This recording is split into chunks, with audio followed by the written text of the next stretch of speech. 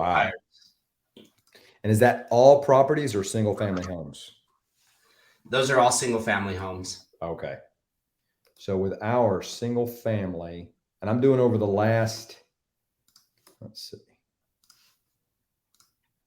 So if I do over the last 24 hours, that's from today until yesterday, there's only 56 expireds and 38 terminateds. That's it. However, if I go back to the first, there are 1,400 expireds that expired yesterday. Oh my gosh.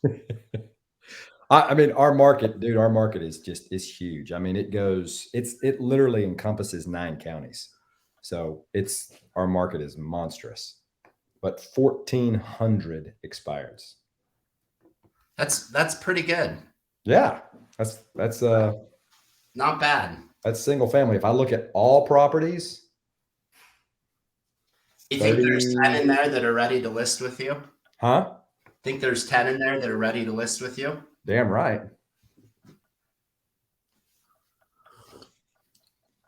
We went to last night. We went to go see Avatar: Way of Water. That was good. Oh, it's super good. Yeah, that was a good movie.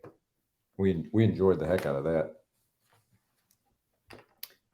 I went to a client's property yesterday and was just making sure it was winterized and everything was okay in the property. And a couple was driving by it and said, "Hey, would you mind if we came in and took a look at the property, because we really like this house. We've been watching it online and we really like the neighborhood." I said, "Well, of course, come on in." So they walked around. Anyway, we were talking. We had a great conversation. I put my phone down, and the husband accidentally grabbed my phone and walked out with it. And I looked. I didn't know that he did it. I couldn't find my phone anywhere. I tore the house to pieces looking for it. Walked around the house. I was like, "Where did I put this phone?" So anyway, I drive all the way back home. This house is 45 minutes away. I drive all the way back home and I find a text from the lady on my computer. So I call her with my wife's phone and she says, "I don't think we have it, but let me check. My husband may have picked it up." Sure enough, her husband had it. So at 9:30 last night, I drove another 45 minutes out to go pick up my phone from them and then come back. So Did you say you better buy a house with me? well, it's funny because they're very interested in the house that I have, but they need to sell their house before. So anyway, I think we hit it off. It's definitely a good prospect and a very strong lead. And now there's the guilt of stealing my phone, so that helps. Hey, remember that time you stole my phone? That's right. I You should didn't hire me. on you. It's so funny. We were talking about. We always talk about just the action of doing what you're going to do. Think business just comes to you. Uh-huh. I just got a text message from a past client of mine. He's like, "Hey, Matt, hope things are going well. My brother-in-law is looking to buy a house." So that's one. Then I had those people yesterday. That's two. Then I sent out my Merry Christmas text message, and I had two people respond and said, "Hey, I'm looking for a house," or I'm glad you text me. I have a really good friend who's about to purchase a house and needs a good agent. And I'm glad you text me to remind me. So like 4 potential pieces of business in like a very short period of time. All because we're doing the actions, man. That's exactly right. I'm convinced of that. Oh, you're 100% right. 100% right. Denise Thomas asks, "What do you mean by expired?" On Facebook. So expireds are people that when you sign a contract with somebody and with an agent, they have a certain set amount of time to sell the home. If they don't sell it within that time frame, the contract expires. And so whether that's 6 months into it, 3 months into it, whatever, but at that point in time, you can then prospect to those people because they no longer have a contract with their agent to see if they're looking to interview other agents.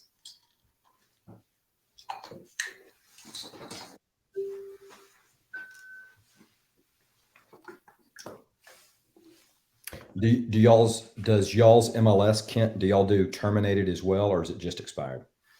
Yeah, we do. So they have expired, canceled, and withdrawn. Okay. Yeah. They call ours terminated here, but it's the same thing. Is it? Yeah.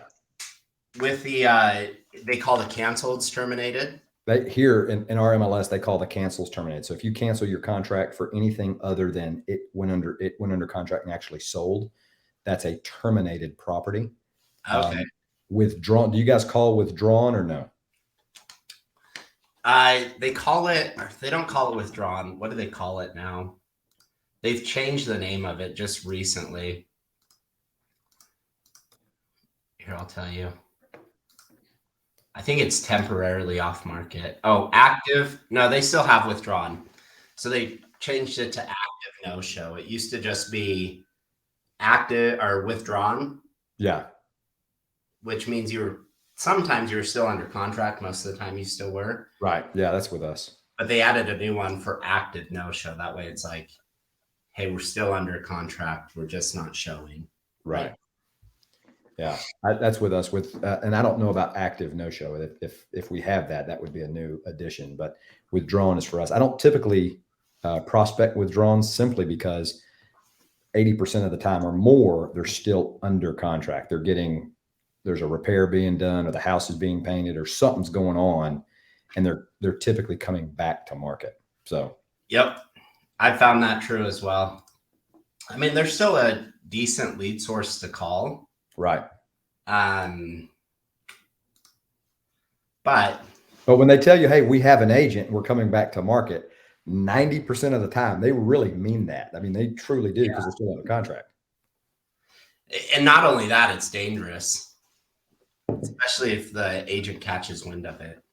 Well, when I first started calling expireds, I just grabbed all of it. And I didn't know that withdrawn was someone you probably, I mean, it's a good lead source, but you got to be careful when you call them. And I had an agent call me and bawl me out for calling his client. I've had a couple of those, but they were expired. Let me rephrase that. They were, when agents cancel it off of the market and then just create a new listing. Right. Yeah. And then that canceled listing expires off of the market. Yep. While they're still out. So it's just like, well, that's kind of your own fault. Right. Yeah. If you had done it right the first time, I never would have gotten wind of it. Yeah. Denise asked what state you're in, Matt. Texas. Houston, Texas. Do you ever need great listing agent? I don't mean to toot my own horn, Kent, but toot. I'm just kidding. Toot, baby. Totally. Toot that horn.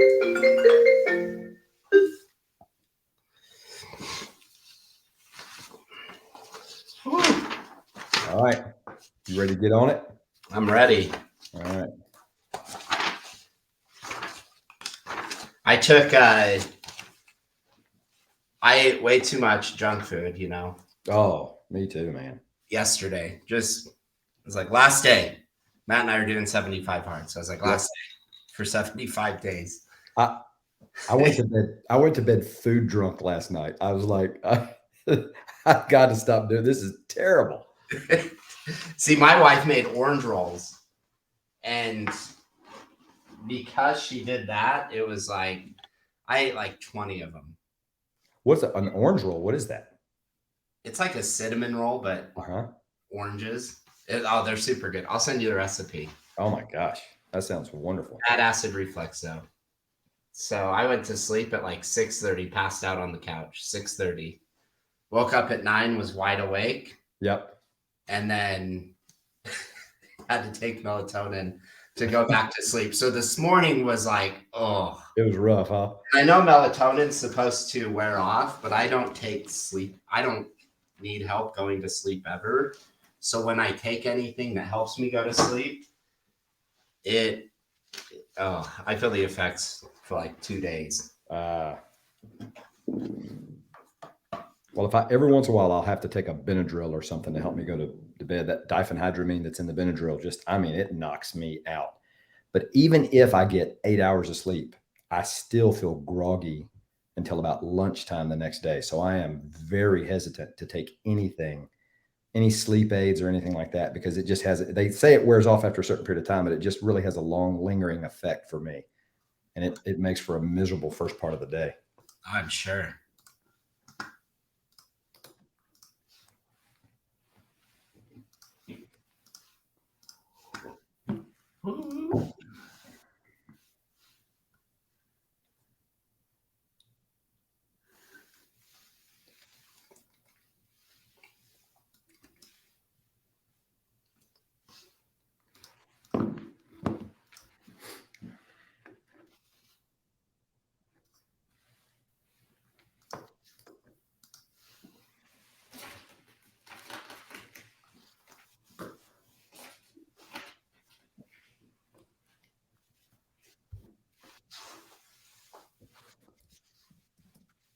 Hi, ma'am. My name is Matt. I'm a real estate agent here with Red Oak Realty, and I'm calling because my records indicate that your property was for sale just recently, but it left the market unsold.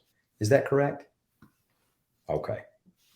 Okay. Well, ma'am, the reason I'm calling is because specialize in helping folks just like you guys who've had their property for sale but were unsuccessful because their agent didn't do their job. Do you feel like that was the case for you guys?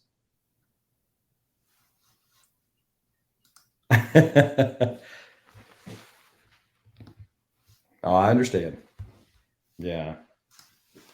Well, I will tell you, I hear that a lot.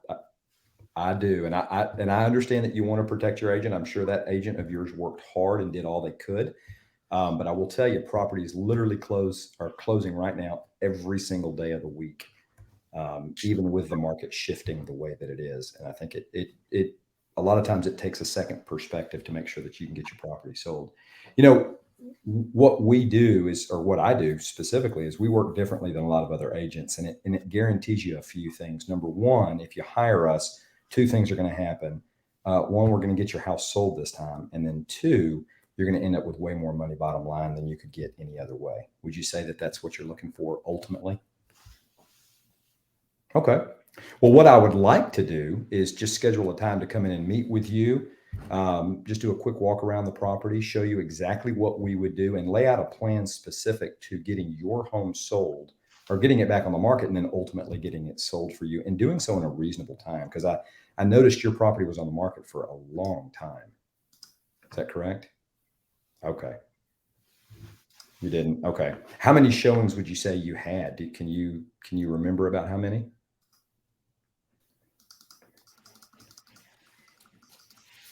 Okay. Uh-huh. Got it. Okay.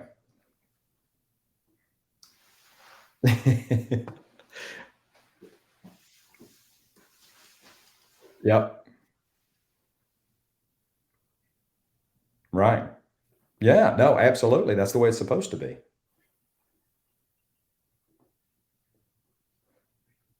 Okay.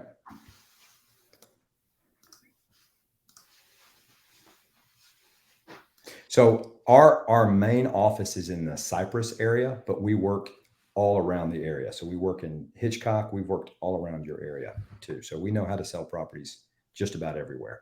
And the reason that's important for you to know, and we'll talk about this when we get a chance to meet, but the reason that's important for you to know is a lot of folks want to hire someone that's just right down the street. Well, this agent lives right down the road from me, but that may not necessarily be the best agent for you. And that's why it's important to have an interview process and make sure that you are selecting the right agent. So, well, listen, I know your husband, it sounds like your husband may have charge over this. But what I would like to do, if it's okay with you, is just set a preliminary time to come in and meet with the two of you. And if it doesn't work out, of course, y'all can always call me and we can reschedule if you choose. But my calendar fills up pretty quick, specifically since we're at the first part of the year. So, what I'd like to do is schedule a preliminary appointment with you. I like to meet with folks in the afternoons or the evenings. What time do you think would be best for you guys? Uh huh. Okay.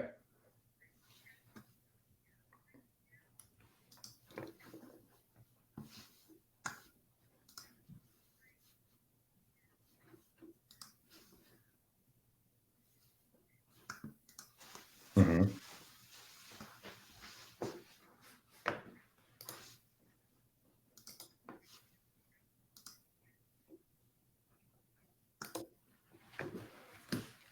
Right.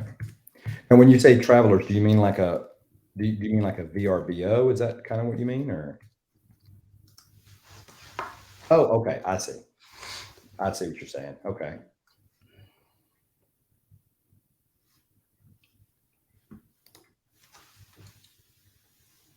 Hmm. Hello, Clyde. Now,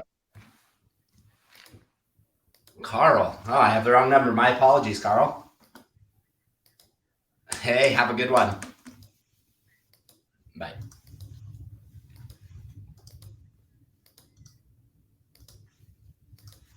right, and that's not fun. Now, are you guys? I'm assuming when you say set it back up, I'm assuming y'all are no longer living here. Is that correct?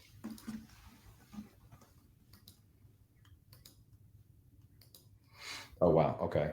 Oh, good. So you get to monitor what's going on with the property across the road. That's great.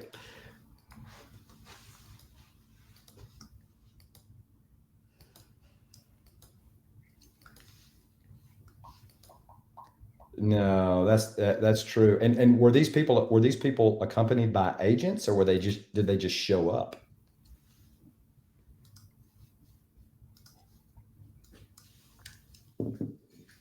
Really? Hmm. Yeah, that's not good at all. We that's that well, that's a few things. Number one, that's a conflict of interest. Number two, that's a safety issue, a big one too. So I would suggest whoever you list your property with in the future, if you do in fact decide to sell it, don't do that in the future because it's very hard for you guys to vet who's calling. Whereas we have we have systems on the back end that allows us to do so. Well, and well, no, that's and I no, I agree, and it probably I'm sure it was an agent. So if your husband actually showed the house, I'm sure that it was. However, how do you know and how can you verify that it was in fact an agent that called you, right? So, and that therein lies some of the issues and some of the safety. But at any rate, I will. What I'd like to do is I'll send you a text as you've asked me to, with my contact information, so you guys can call me back. But if afternoons are typically best for you guys, let's just go ahead and set something real quick, and then we can confirm it with your husband. And if that doesn't work, we'll change it because I just want to make sure that I got you guys in my calendar. How about how about Wednesday around 2:30? Would that work for you guys?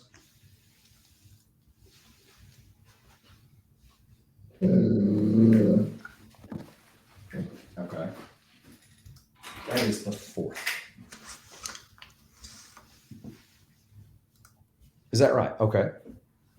Well, let's do that in the meantime because it's very important that both of you be there. I know that some folks would just meet with your husband or just meet with you, but I'll be honest, that's a big mistake because you're going to have questions he doesn't, and he's going to have questions that you don't, and it always works that way. Yeah. Hmm. Friday. Yes, ma'am. That's correct. Yeah. So would how? Uh huh. Okay.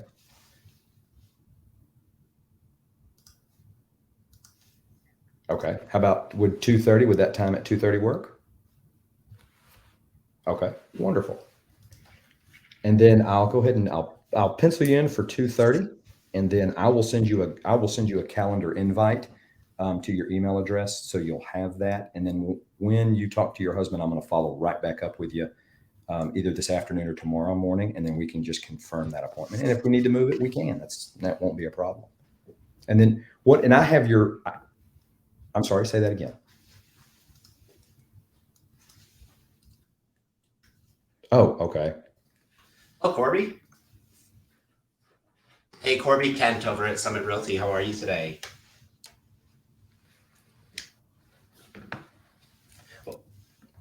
Oh, I'm okay. Calling you Okay. back, Corby. Okay, sure. I totally understand that. I will. I'll text you with my contact information as well. And let me ask you this, because I've heard this, but I've never got to ask an emergency room nurse before. Do you see a rise in cases that come into the to the emergency room after a full moon? I've heard people tell me that. I'm like, I don't know if I believe that.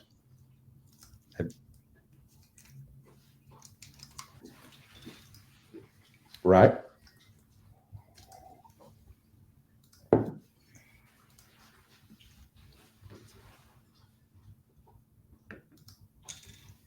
And that's a real thing. Y'all actually see that. That is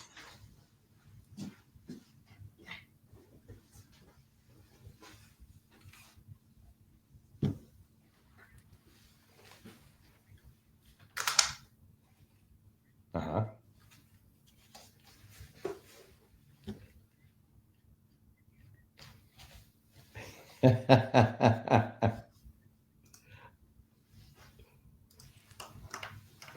That's a real thing. That's pretty cool. Well, and I have your first name, ma'am, as Jan. Is that correct? Okay. And can you Gary? Okay. And would you pronounce your last name for me just so I say it properly? Slovacek. Okay. Okay. Okay. Well, good. I'm glad for that. But the very specific reason I ask you, because I want to make sure that I say it right. I mean, it would kind of grate on me if you said my name wrong over and over and over. So I want to get it right the first time. And Jan, what's a good email for you?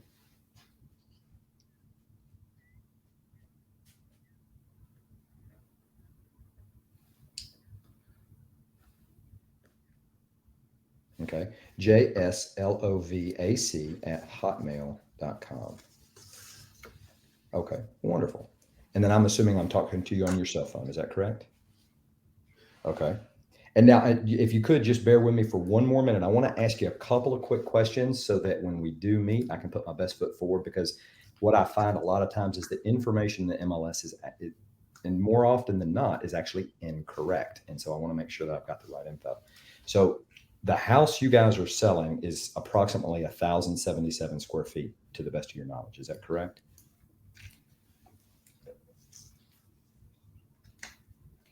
Okay. And this is okay. Mm-hmm.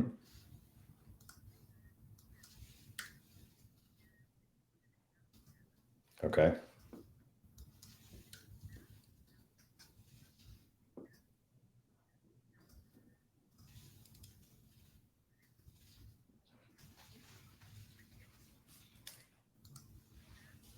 Mm-hmm.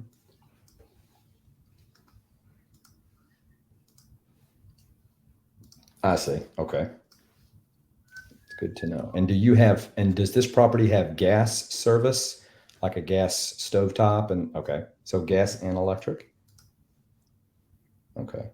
And is the property, I did see that in the pictures. Is the property fenced? I see a fence there as well. Is it fenced? Does it have a fence around it? Yes, I'm sorry. I like to think I don't have an accent, but I've been told that I do. So maybe maybe that's why I couldn't understand it.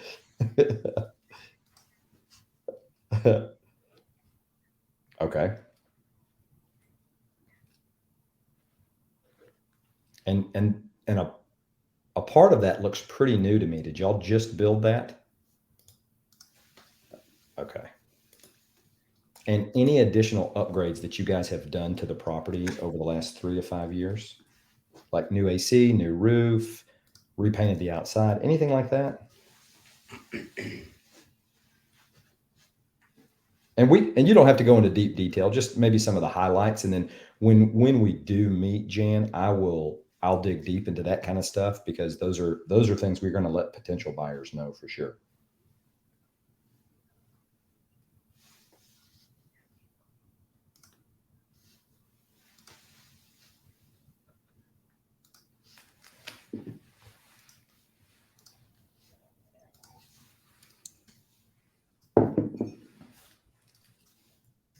Okay.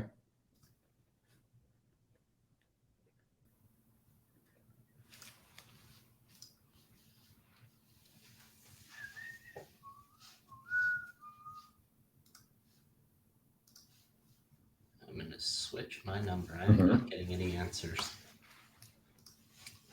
Sorry, I am not looking too much in Yeah. the comments. So Denise, I'm from Utah. Okay. And yeah, we can answer the question. Sorry, I am just focused on prospecting. Haven't really been looking at the comments. I am calling, not getting through to very many people. Okay. So I'm going to change my caller ID right now, and hopefully that will help because I think I'm getting tagged as spam. Okay. That's all right. Well, if you're not the one, if you're not the one writing the check for those things, well, you are. I guess you're writing the check for them, but he's the one scheduling them. Right. That's okay. Well, then you're probably right. I think Gary would probably have a better idea of that kind of stuff. And then is there a fireplace in this property or no? Okay. And then, yeah, well, it rarely is, in all truth. And what about AC units? I'm assuming it just has one. Okay. And is this house was built in 86? Is that original to the house, or has it been replaced since? Okay.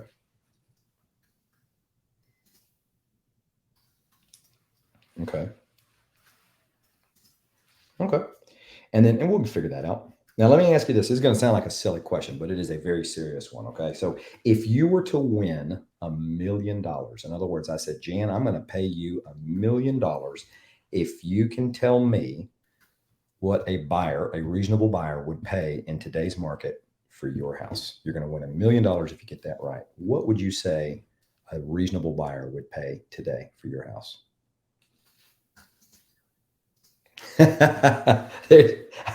I appreciate the honesty. Even with a looming $1 million, you're like, I just couldn't say. I like that. Okay. All right. Well, then I'll ask that same question to Gary, because I guarantee you Gary's go, oh, wait a minute, man, I've got an answer for you. Now I can probably look this up, but I know you have a pretty good idea about how much do you guys roughly still owe on this property? Yeah, that's wonderful. That's nice. Okay, man, that's wonderful. That puts you in a great spot. Now, do you have a sprinkler system on this property? Okay. Is there anything on this property or about this property that would make it very unique compared to its neighbors in the neighborhood that you would say this is a big selling point for us in terms of this house? Uh-huh.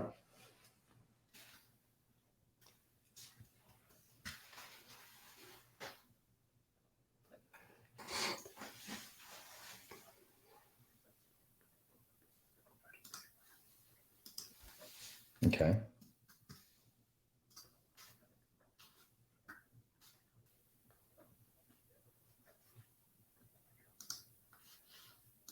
Is a big selling point for you guys.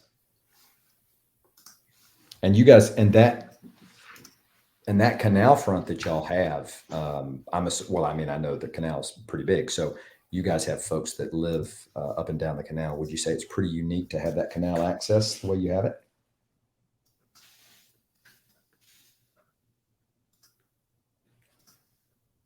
Okay.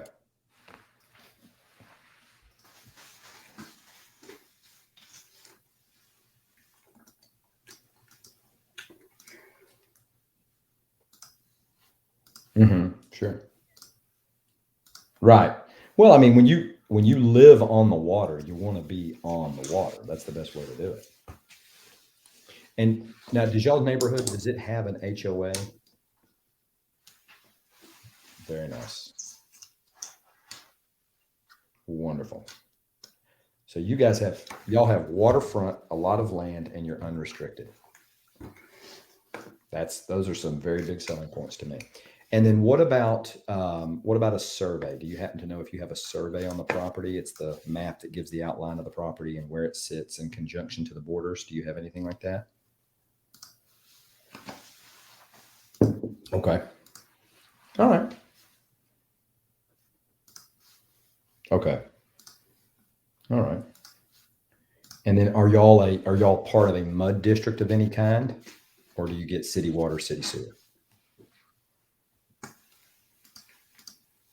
Okay.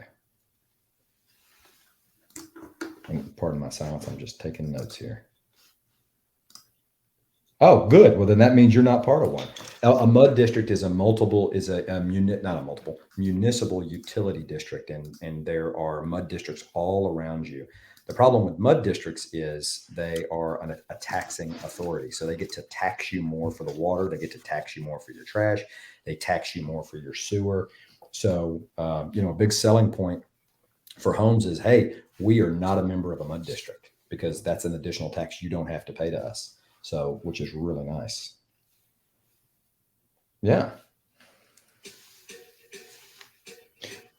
Well, yeah. And typically with city water, city sewer, you're paying considerably less than you would pay through a mud district. So, yeah. Yeah. No. You guys, you've kind of got a bird nest on the ground there. Didn't even know it, right? All right. Well, Jan, I think I've got just about all the information I need. And I'm like I told you before, I'm going to send you a text with my contact information and our preliminary date to meet on this coming Friday at 2:30 p.m. And then I'm going to follow up with you and Gary later in the week just to confirm that we're going to be able to hold that appointment, because I'd like to come out and visit with you guys and walk you through everything. In the meantime, I will tell you, your phone, if it hadn't already, is going to explode.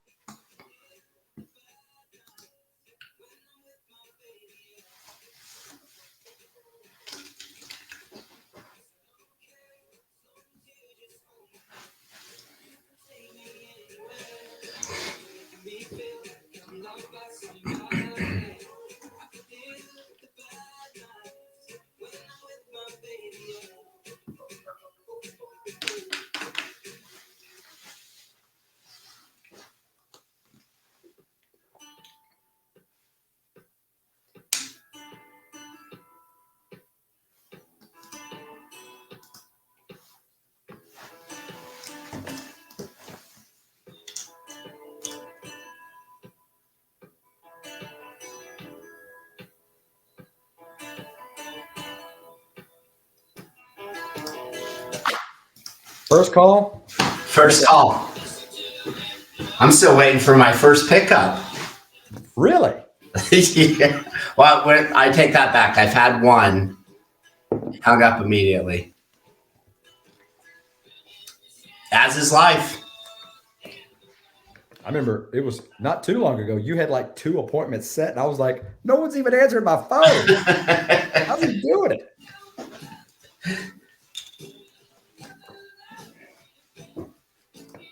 That's okay. I think what I'll do is I'm going to call now. Technically it's a holiday, right? So people might be sleeping in. Well, I took my dogs for a walk early this morning, and there was absolutely nobody out. So everybody, at least here anyway, everybody is off, it seems like. Yeah.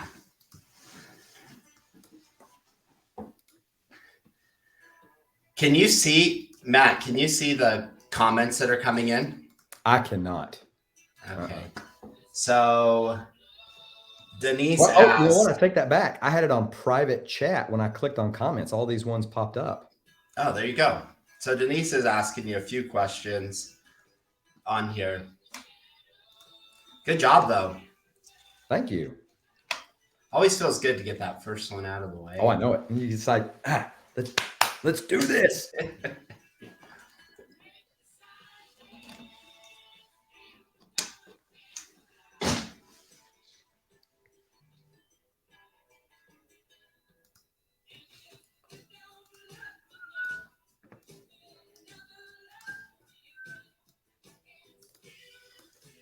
So, are you guys calling expireds or Circle Pro? It's expireds day. Calling expireds all day. So Denise asked you about flooding.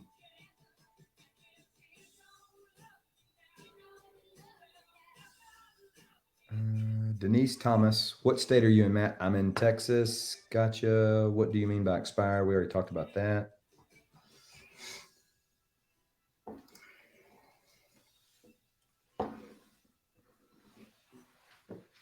Robin Young. How do you not show up as scam likely? You don't. You just eventually will. Yeah. You get services where you can just change your number, cycle through your number, then call yourself to see if you're coming up as scam likely. Yeah. I would say, and you taught me this. I mean, I kind of knew it, but having a list of numbers you can change to is important. Yep.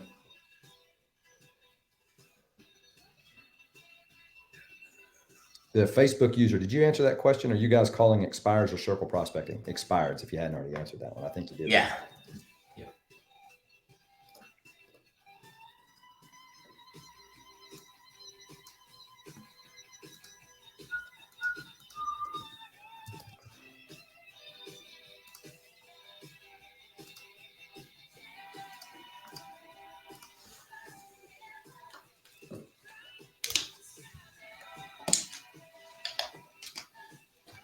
You're doing 2-line or 3-line today, Matt?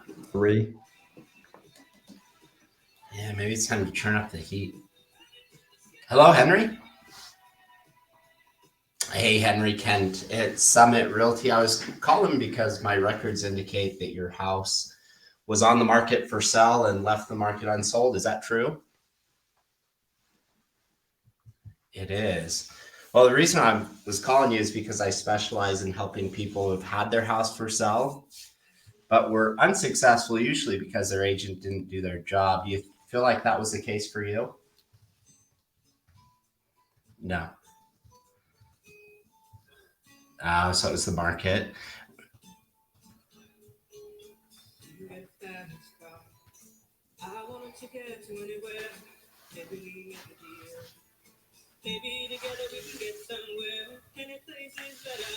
Okay. Yeah. So were you getting showings while it was on the market?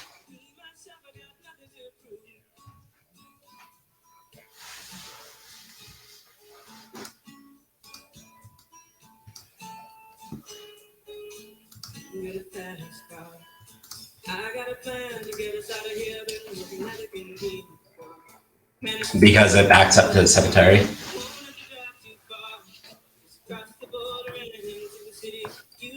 Yep. Likely from agents because your home expired off of the market.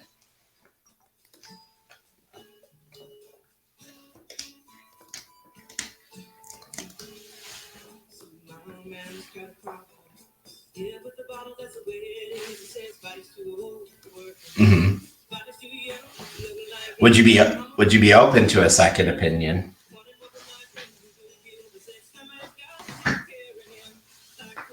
If we reduce the commission, okay. I completely understand. Commission's negotiable in the state of Utah, and it's certainly something we can talk about once I come out. Would you be available to meet this afternoon? I mean, very worst, maybe I give you an idea or two that you can have your agent implement this go around to get the home sold.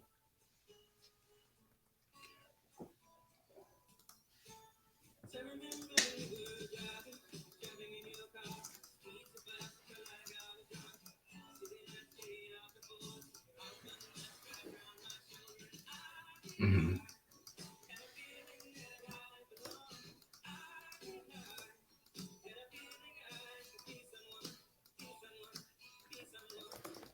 Yeah, definitely. I get that. You're gonna take a hit. You want someone else to as well, whoever you hire to sell it.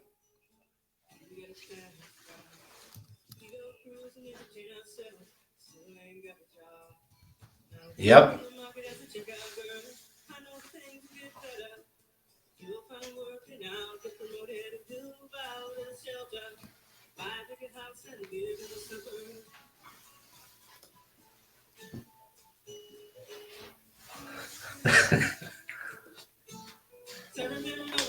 Yeah.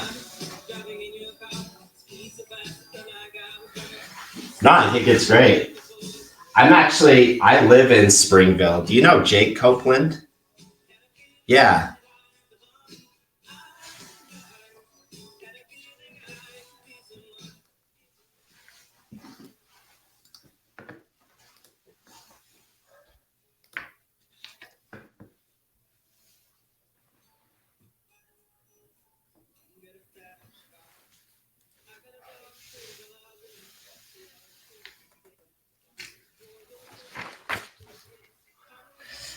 So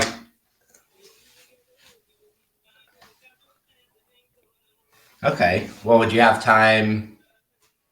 Yeah, that works better for me actually. Could you meet, say, 1 o'clock tomorrow? Would that work for you?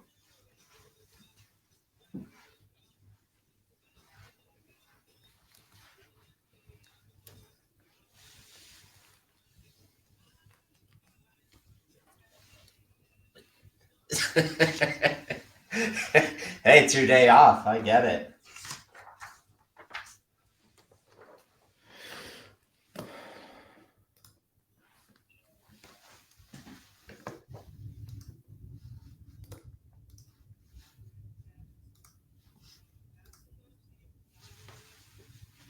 Yeah. Yeah, let me see here.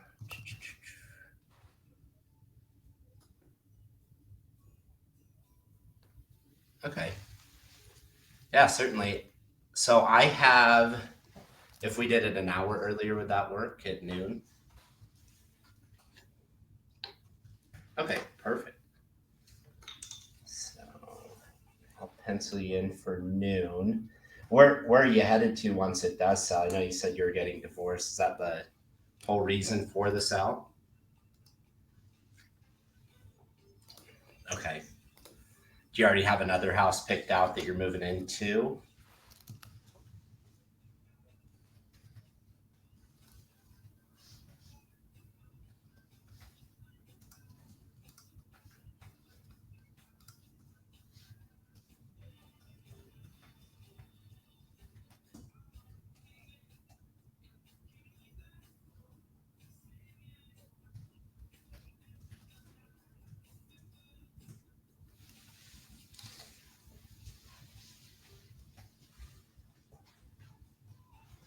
Oh, well, thank you for your service.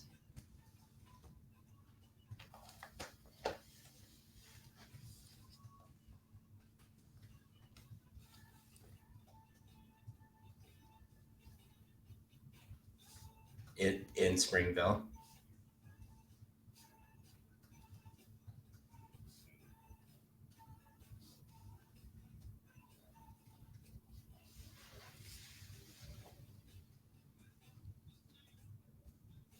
Okay.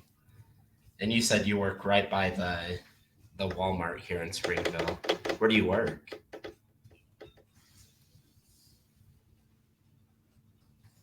Oh yeah.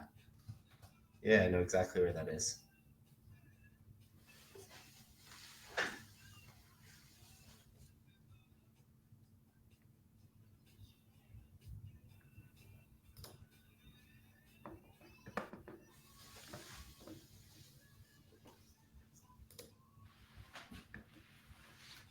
With pain, and that's amazing. It's amazing. Well, couple more questions for you. I can see I'm looking at the pictures online from your last listing. Is the upstairs vacant? And say that again.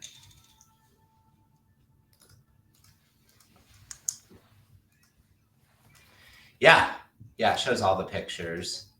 From what I'm seeing, it looks like the upstairs isn't renovated, but the downstairs is.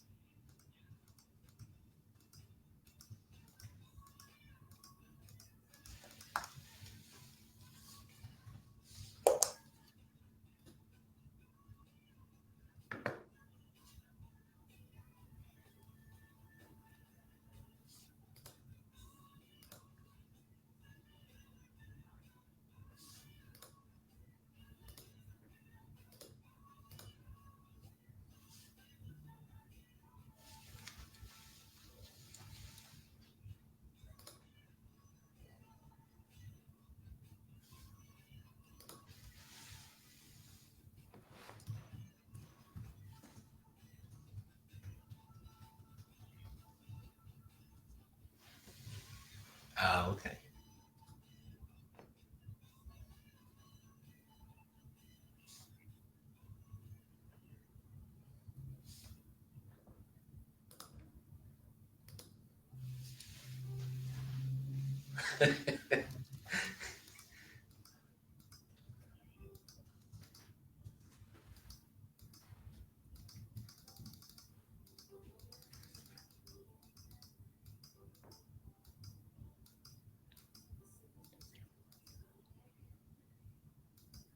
You did a good job.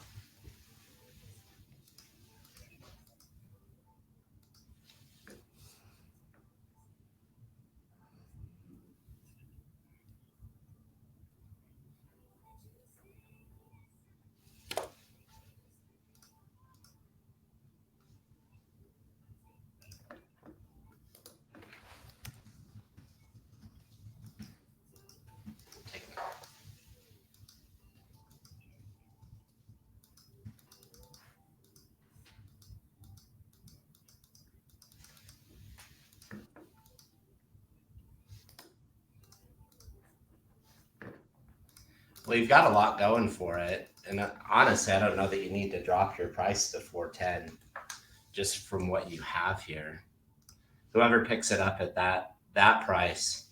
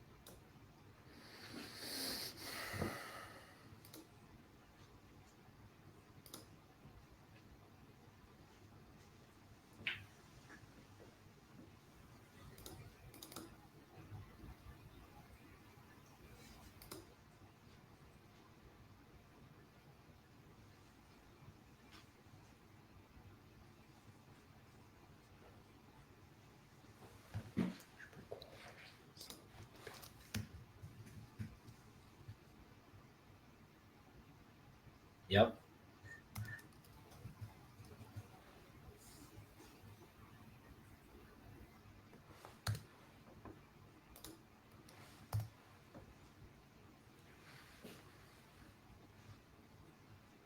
I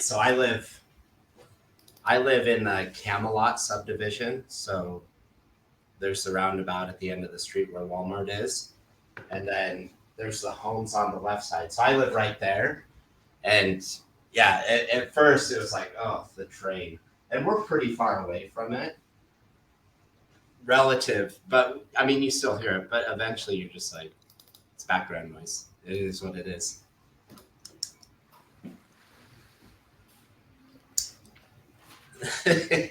Shakes your bed a little bit. You're like, is there an earthquake happening when you first move in?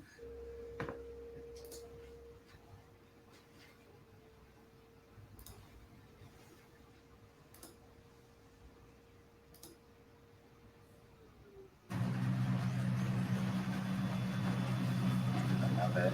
Well, did you do? I'm assuming you did a VA loan, being a veteran.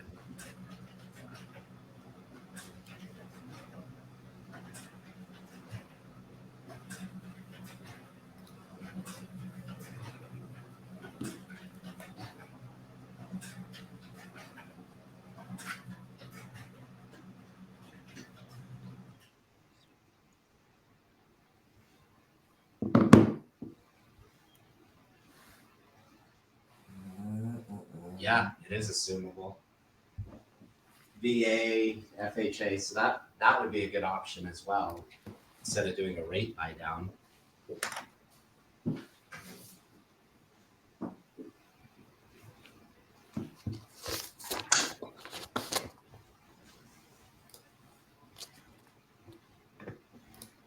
Yep. So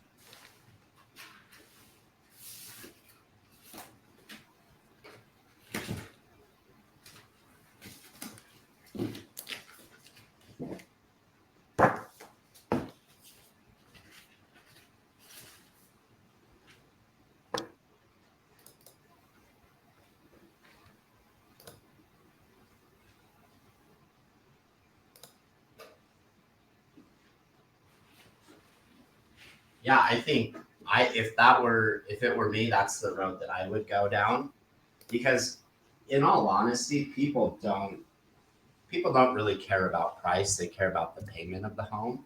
Hello. If they could assume your loan at a 3.37 Hey, sir. My name is times Matt. what I'm you a said real you estate were agent at, with Red Oak Realty, and I'm calling because then my records that, indicate your house was I for mean, sale but left the they're going to market pay 500 unsold. for it. They're not Is going to that care at correct? that point. And they could just assume it, and then so I think it would make a lot of sense for us to meet.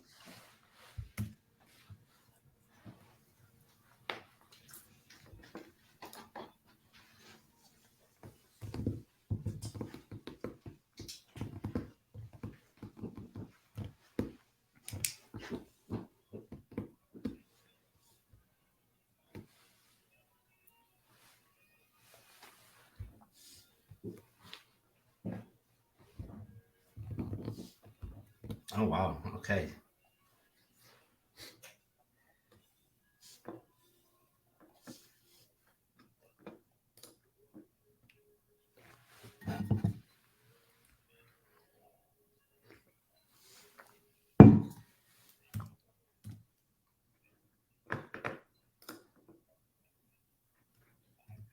Hi, may I speak to Karen, please?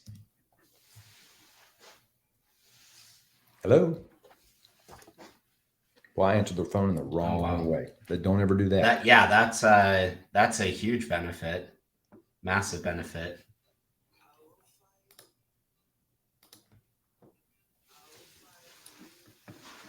Okay, and I'm gonna check. I'll check with my title company this morning. I'm gonna send them your information to see if they can look at the deed and see if your loan is assumable. So when we meet tomorrow, 100% know that, but it should be.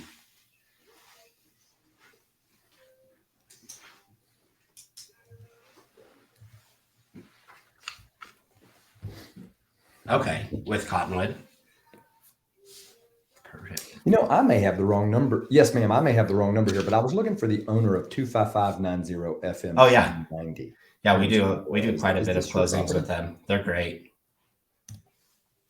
Oh, okay. Well, good. I did catch the right person. I'm glad. Perfect. So I will plan on meeting Okay, you well then I'll be tomorrow quick. at My name is noon. Matt. I'm with Red Oak And Realty. I'm then, calling yeah, because we'll go over I see all that of your your property was different for sale, options. but But it I left think the that you market as could, unsold. Is that especially where your correct? loan's assumable, likely, I think you could capitalize on the market quite a bit. Is that right? Quite a bit more than you Okay. think. And did y'all? And okay, it may have what it could have happened is it could have expired from the market, and then did you allow her to relist it for you? Is that correct? Yeah. Okay. Got it. Okay. All right. All right, ma'am. Well, I sure do appreciate your time. Thank you so much, and I hope you guys get it sold quickly. Say that again. Divorce did what Yes, ma'am. now? Bye-bye.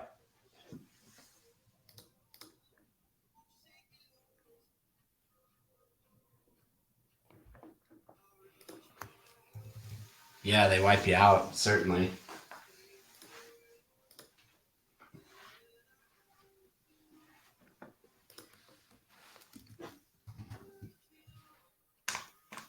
Yep.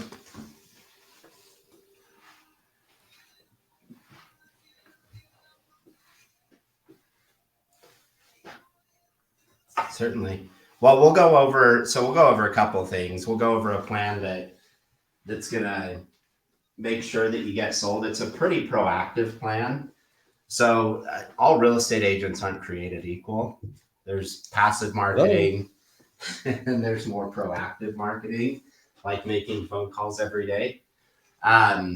So we're going to go over that plan, and then we'll go over pricing strategy, because there's a price we can set on your home, but truthfully, me or any other agent doesn't dictate what the market's willing to pay. The market dictates that. So we go over a strategy that's going to, at the end of the day, net you more money.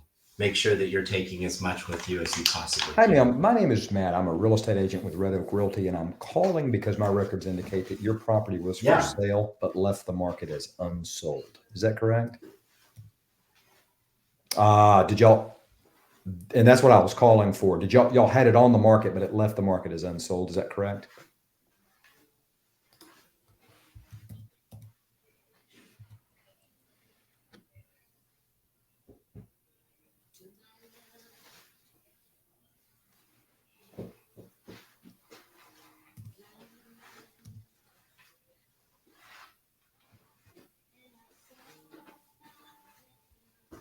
Yeah.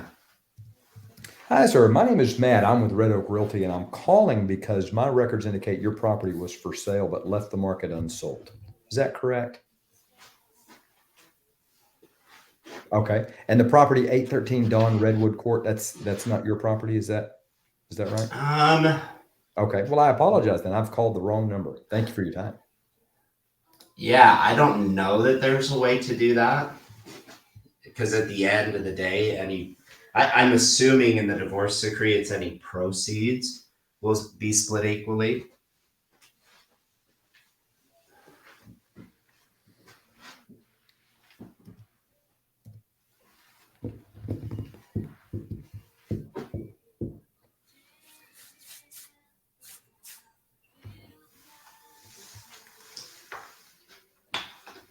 Yeah,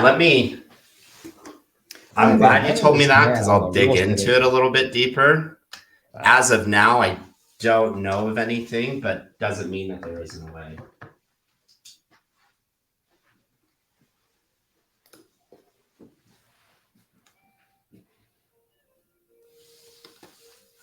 Yeah, me too.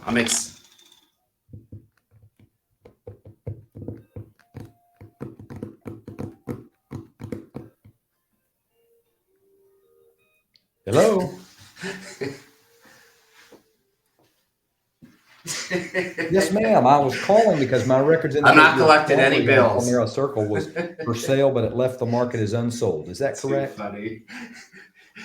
You were ready to throw punches. You're ready to go. Got it. Okay, I certainly will. Thank you for your time.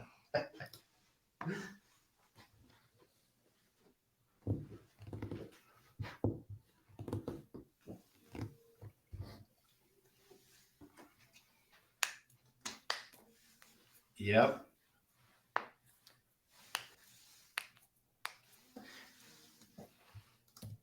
Well, and I'll reach out to a few companies and have them blacklist you from their records. And that won't completely get rid of them, but it will slow it down for sure.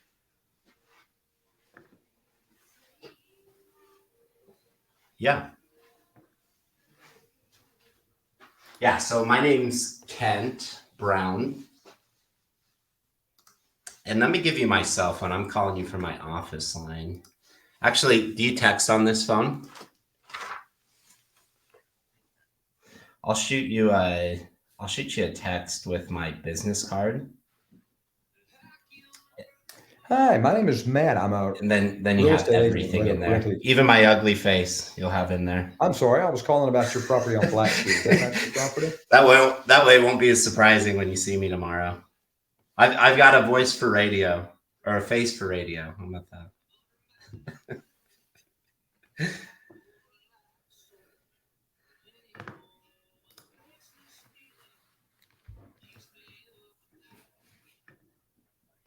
Yeah.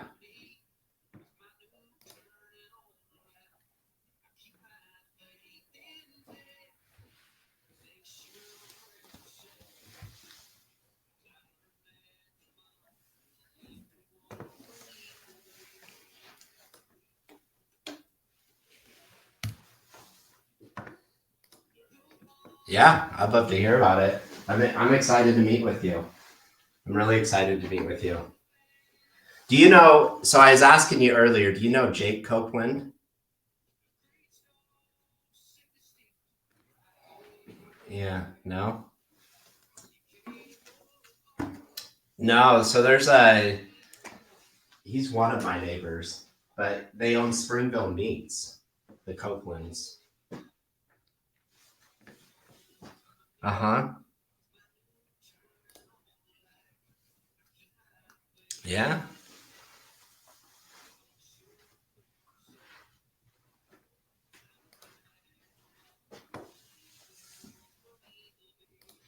Really? Okay. Well, there you go. Now you know you're buying from the Copelands. Too funny. Small world. Well, I'm excited for whoops. It says I'm not a member of this group. I just sent you a text message and sent me one back. Let me see. 87. Oh, whoops, I wrote 871. 874. Holy cow. Okay, let me redo this. 874. There it is. Now it should be in your.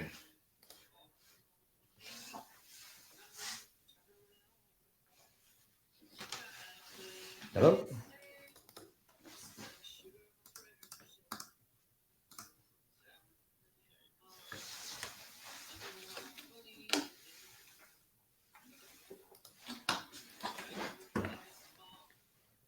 That's it. That's my cell.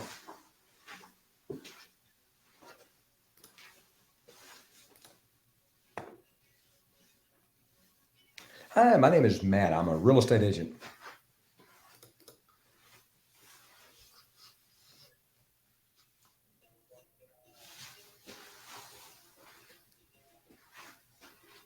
Oh, really? I have a doppelganger somewhere in Orem, and I have another one in Springville. I get that all the time. You look really familiar.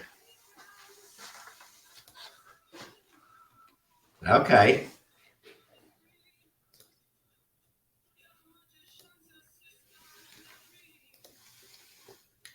Oh yeah. Okay. Love it. Love it. Well, there it is. Adventure in Recovery. I love it. I'll look this up.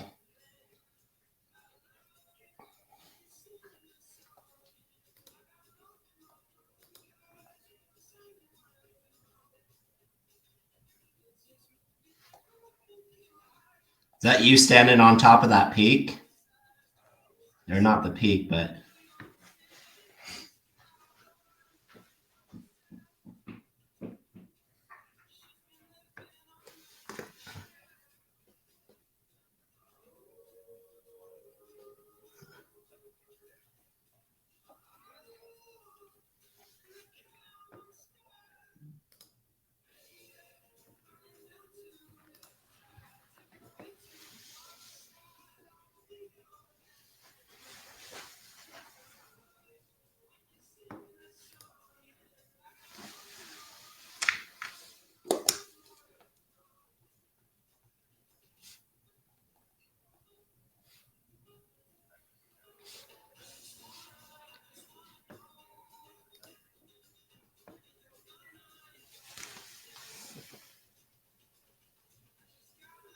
Is there a trail?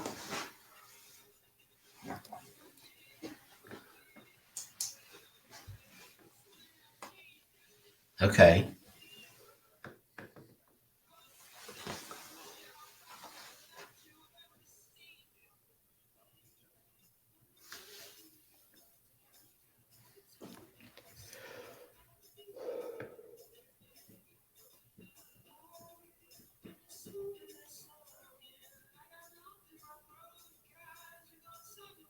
Oh, jeez.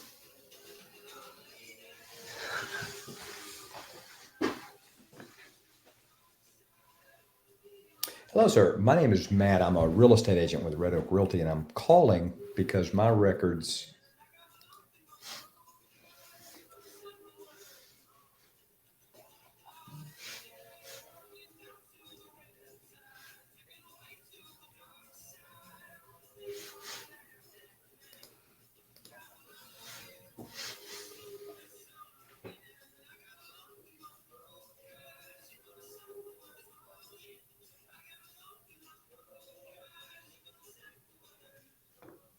Hi, ma'am. My name is Matt. I'm a real estate agent with Red Oak Realty, and I'm calling because my records indicate your property here on Creek Bend Drive was. I love that. That's an amazing cause. Is that correct? An amazing cause. I even Hello? Oh, okay. Well, it looks like I may have the wrong information then. Thank you for your time.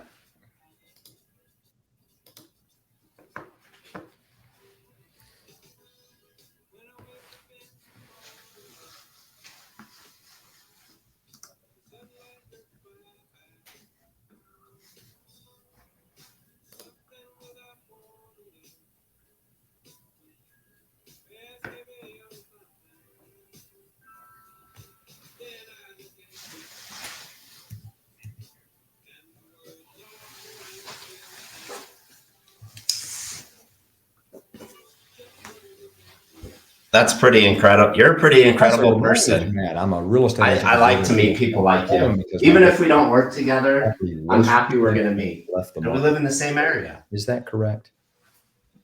So it's not. Okay. The property on Aspen 281. Go ahead.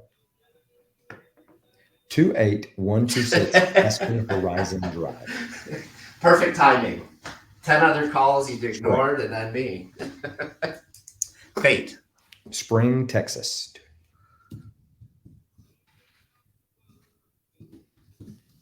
Oh, okay. So, but this property, that's okay. And I appreciate you letting me know. And thank you. Isn't that funny? I will remove your number from my list. It would amaze you. It would amaze you how many people, how many times I've heard that in my life. Because everybody knows 2 or 3 realtors. Everybody. And so they'll go through the list of people that they know. But yeah, I've gotten that a lot. I called 3 other people. It's no secret, Kent, that I know a few other realtors. You're the only one to answer. And then I get their business. So I've learned to always answer my phone.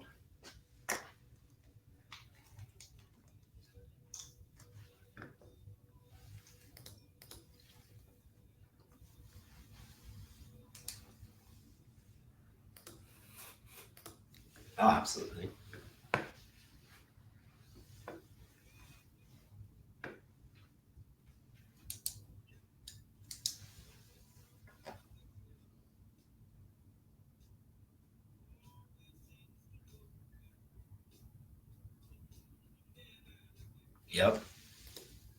Yep, I agree.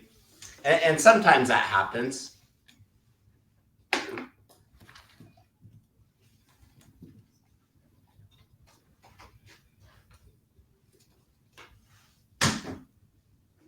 Yeah.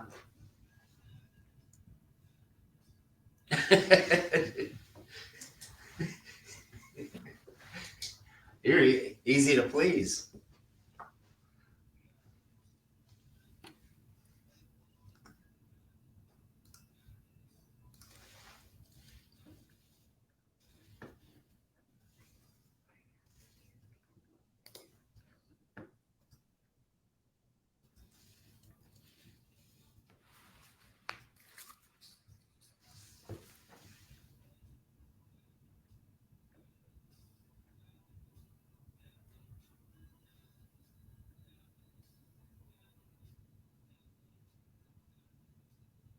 Yep. Yeah, sir. My name is Matt. I'm a real estate agent, and I was calling because my records indicate that your property was recently for sale, but left the market. There's a lot of agents, is that right? 6-12 months ago that could just sell. And you throw a house on the market. Oh, okay. So the property at 9827 Sweet Flag Court here in Conroe, is that not your property? Of the bucket.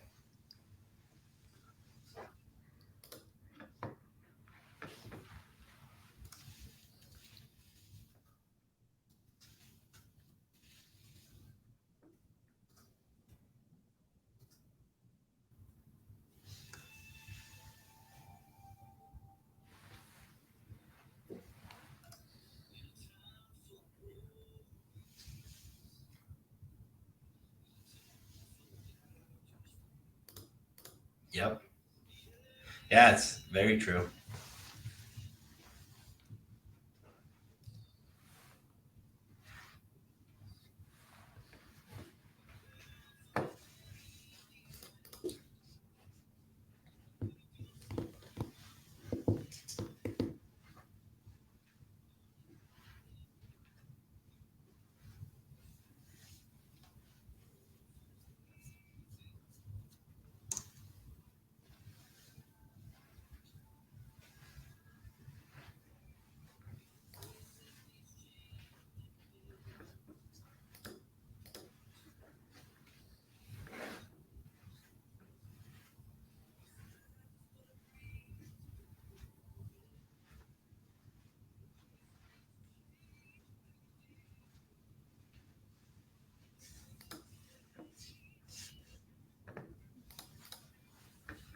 Yeah. Oh, easy.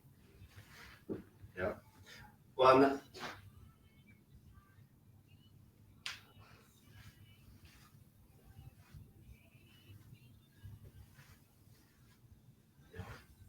not only that, renters don't care about the train or the cemetery.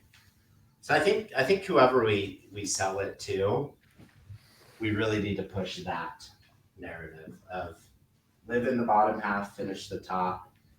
Because I have a lot of friends, and I wish I kick myself every day for not doing this, but they buy a house a year. So they'll buy a house, live in it for a year, go buy another one, live in it for a year, buy another one. That way they only have to put 5% down each time instead of the 20% that it costs you to buy an investment property. Yep, because they're living in it.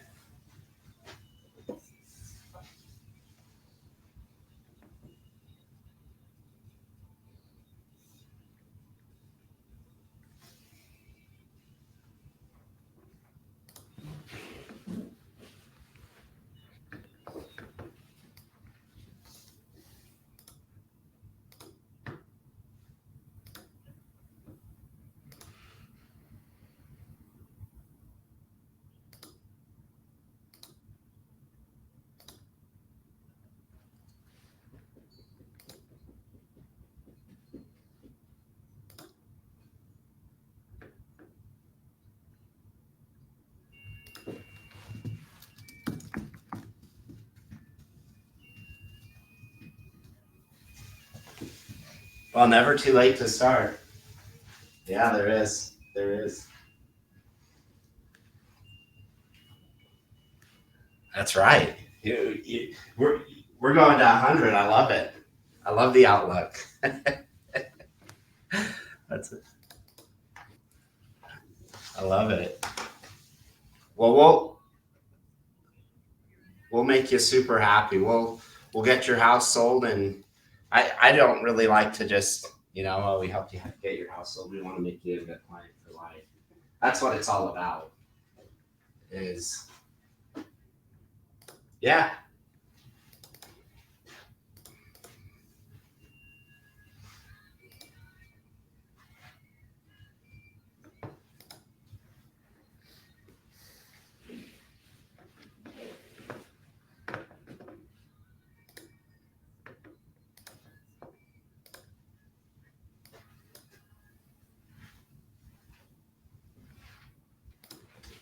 Mhm.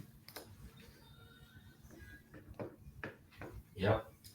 Well, and I'm a firm My name believer is there's no Matt. I'm such a thing as bad real estate news. agent We with talked Realtor. I'm about calling because the my wife market was informed that your shifting and property everybody was for holding on to their sale, money. People but are it's still left on looking at market as houses and unsold. buying Is that correct? houses, but it's the delivery of bad news that Hello? really gets you strung up. So if you know how to help people get what they want, they're probably going to buy your house, especially if they can see the vision. They just might not be able to see the vision, so we'll help them do that.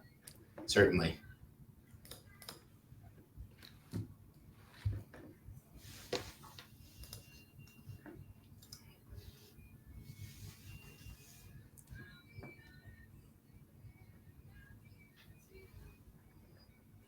Yeah.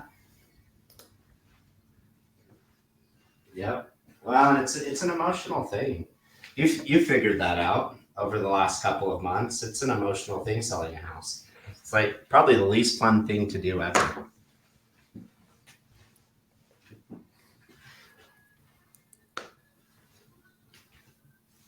Yeah, certainly. Same, same. Uh, yeah, I'm excited to see it. Maybe give you a different perspective, and we'll meet you at noon, and I'll let you get back to your day. Have a great day at work.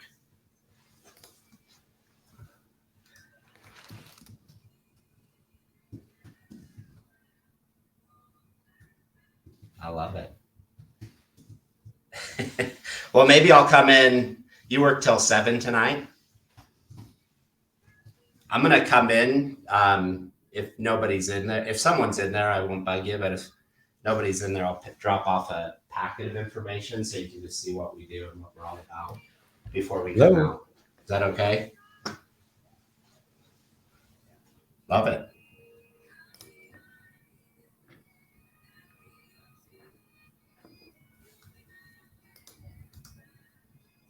Oh, that's right.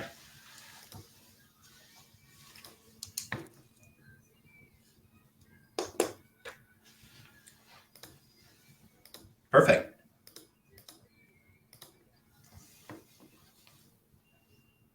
Okay.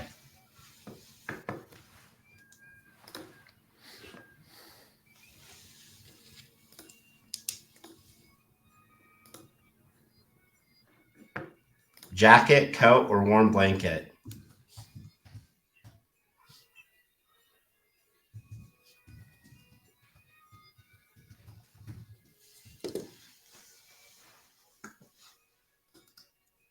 Oh, yeah.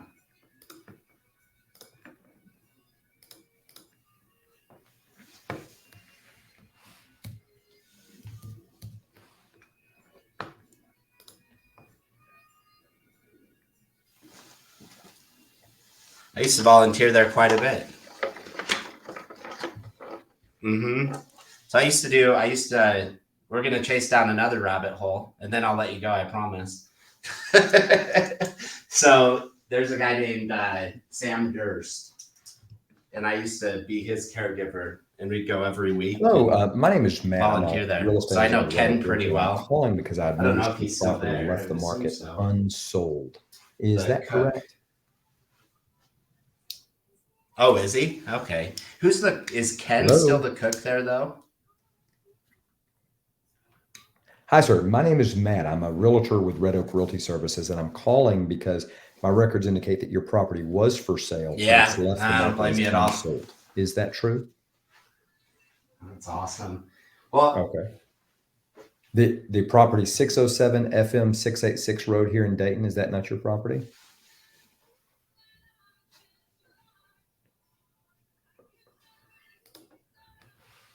oh yeah. It's amazing what they do. It really is.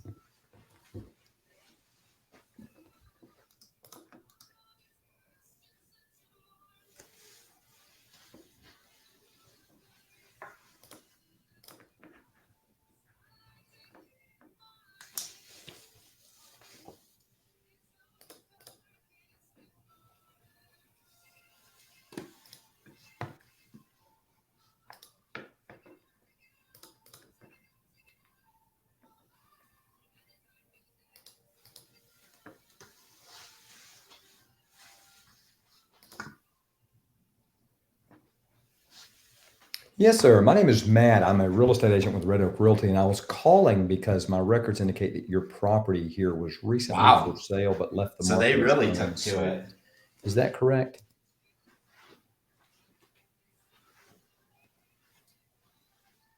Okay. And when you say with them, with your same agent that you had it listed with before?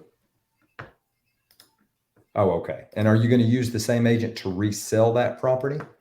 Or have you given us any consideration to maybe talking to another agent or another group? Yeah, everybody does. And that's the great thing about Utah. Okay. Anywhere really, but Uh-huh. Okay. I see that. Mm-hmm.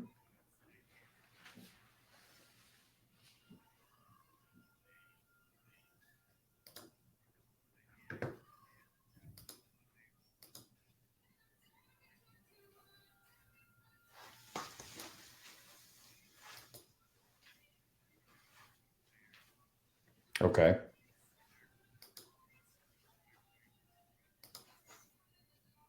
Okay. And so as soon as this land becomes developed, they're gonna annex it into the city. Is that correct?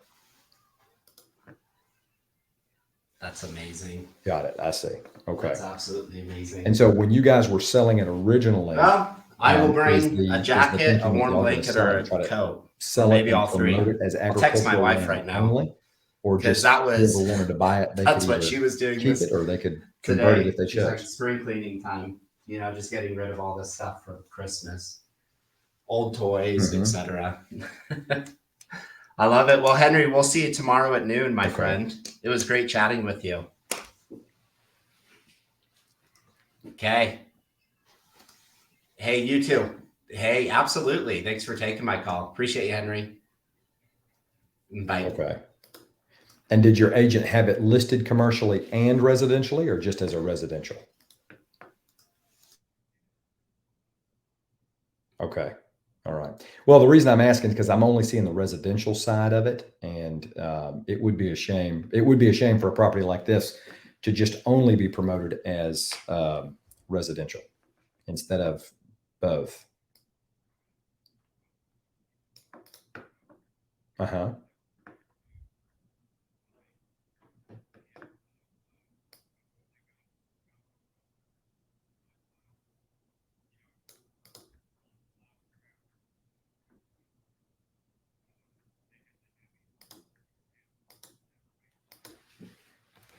Right. Of course. Yeah. Okay. And let me ask you this, sir. You said you wanted to put it back on the market. Are you interested in speaking? Are you interested in getting a second opinion on how to promote the property, or do you feel like you want to stay with the same agent and the same group?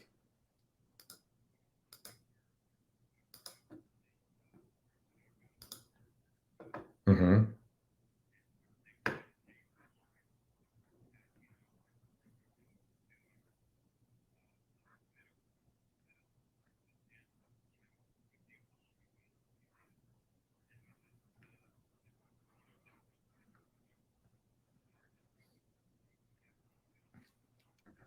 Yeah.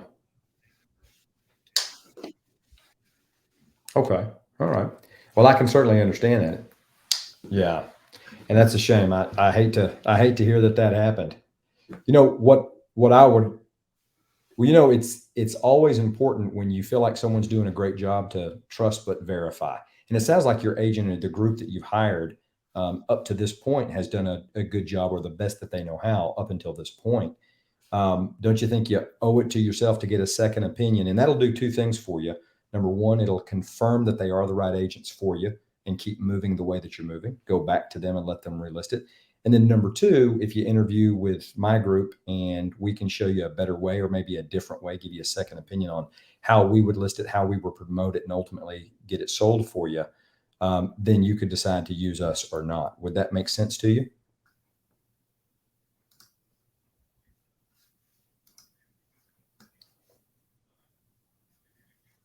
Hmm.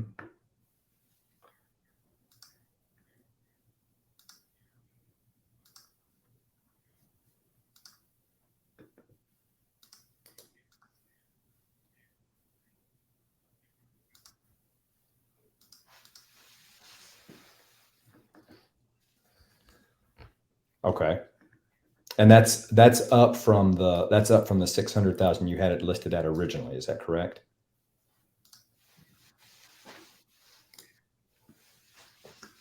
Uh-huh.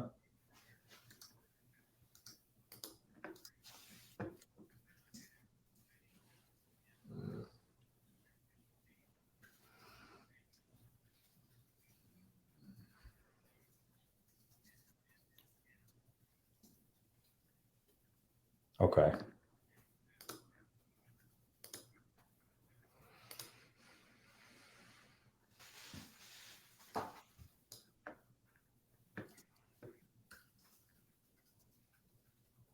Okay.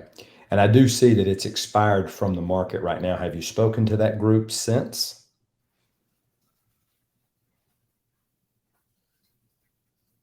Got it. Okay.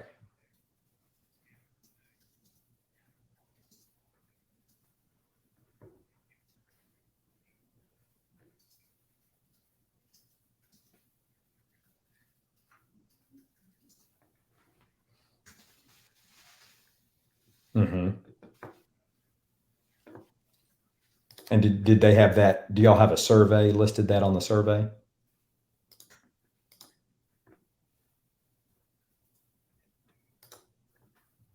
Okay.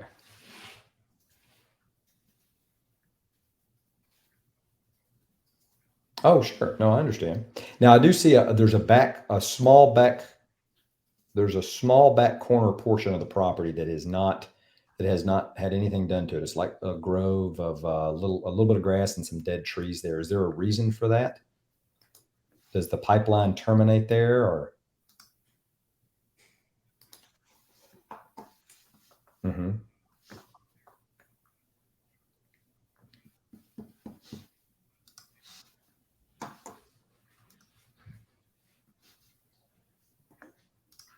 Okay. The 12. Okay. Now okay. Now, does your brother, is he interested in selling his 9 or does he want to keep it for a while longer? Oh, okay. I'm sorry. Okay.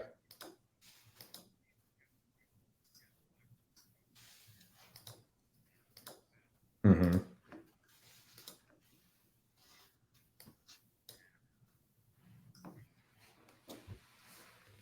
Yeah. Well, good for him. That's awesome.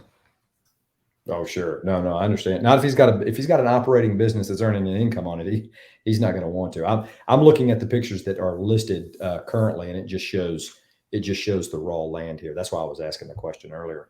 Well, sir, I guess I see that your this property has been on the market for 264 days with your current agent, and so the thinking would be, at least in my mind, and if it's not for you, that's okay. The thinking is, hey, we've been on the market for a very long time. Let's get a second opinion on how to get this thing sold. Because letting it sit and sit and sit. Now, I will tell you, land does take, specifically raw land, does take longer than if you had a single family home that you were selling, as you very well know. However, you're almost a year in on this one particular listing. It may be worth your time to speak to other agents and see how that we would walk you through the process of getting the property sold for you. Does that make sense?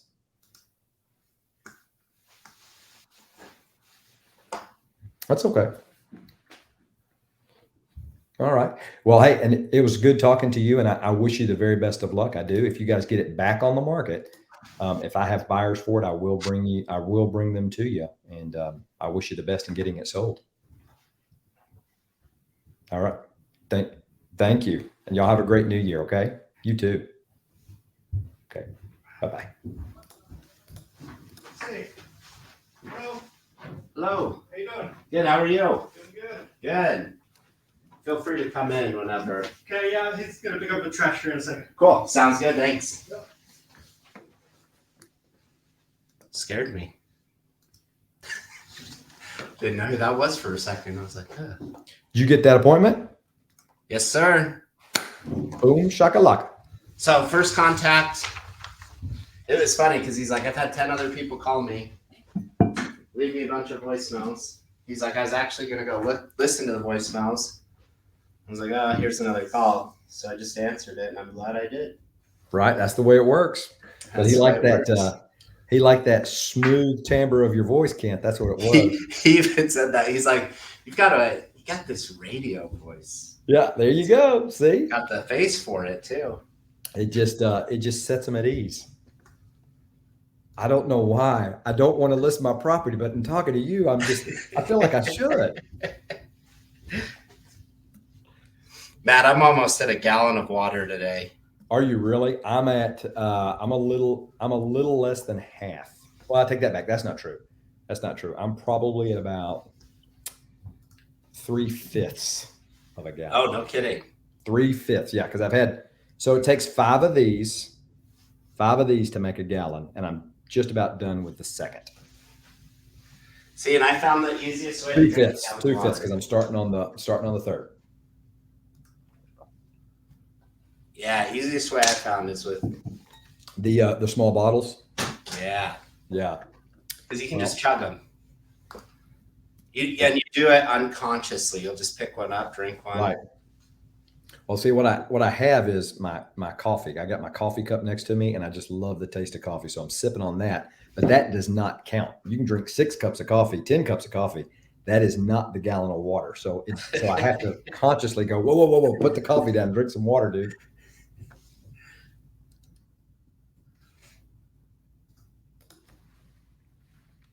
Matt, we're cruising today. Heck yeah, man. Problem is, here's my biggest issue, and this is probably yours too. You're an expressive, I'm an expressive, and whenever I get another expressive, and I'm partly amiable too. So if someone's talking, I'll talk with them for like 3 hours. Oh, Bad dude, habit. I will too. Did you hear how long I was on the phone with my appointment? Like, I kept thinking, get off the phone, get off the phone, get off the phone. And then she'd ask another question. I'd be like, well, sure. Let me tell you all about it. It's funny how that works. Right. Well, I'm getting my follow-up boss up and running. So once I get the appointment set, I'm trying to get everything in the follow-up boss and do it the right way. And because I'm learning the system at the same time. Hello. Nice. Hi, ma'am. My name is Matt. I'm a real estate agent. Can you hear me?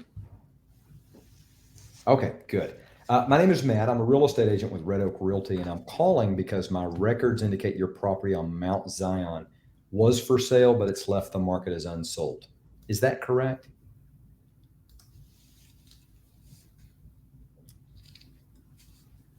So 6601 Mount Zion Road here in New Waverly. That property has been sold.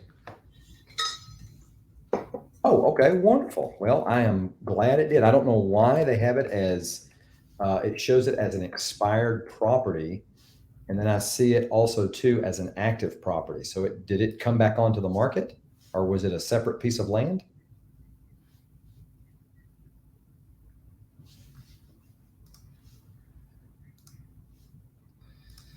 Got it. Okay. All right. Okay. Well, hey, I sure do appreciate your time. Thank you for the information, and I'll remove your number from my list. Okay. Yes, ma'am. Bye-bye.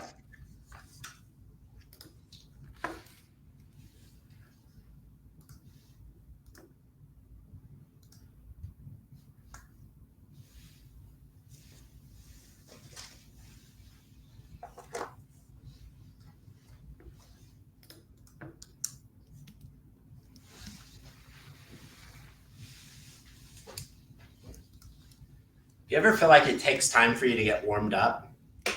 Oh, yeah. Hello, Absolutely. Brooke. Oh, I apologize about that. Do you by chance live on Stonewall Circle in Eagle Mountain? Oh, it's your daughter. Okay. Well, I was. Oh, go ahead. Sorry about that. Oh, you do. Okay. Well, I am so sorry about that, ma'am. No, so her home was for sale. It came off the market. Wanted to see what the story was with her releasing it off of the market. Do you know if they're still selling?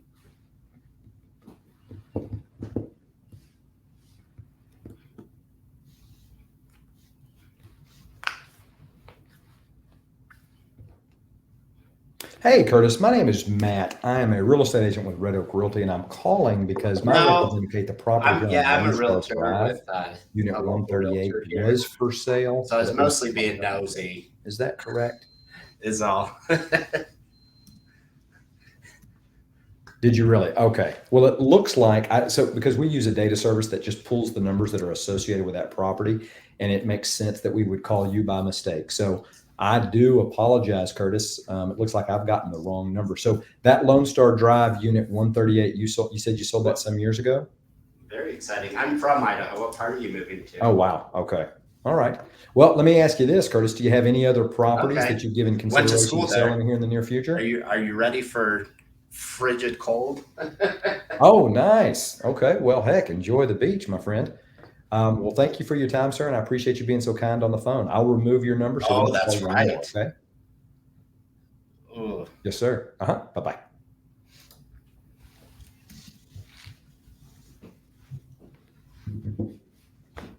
Yeah, that's exciting. Well, and you're moving to a good area. You really are. So, I love it. Well, I appreciate you taking my call. Best of luck with the move. And if we can ever help you out, let me know. Thank you. Bye.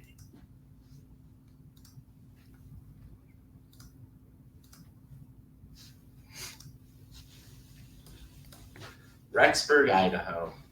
Freezing out there. North Pole. Really? Yes.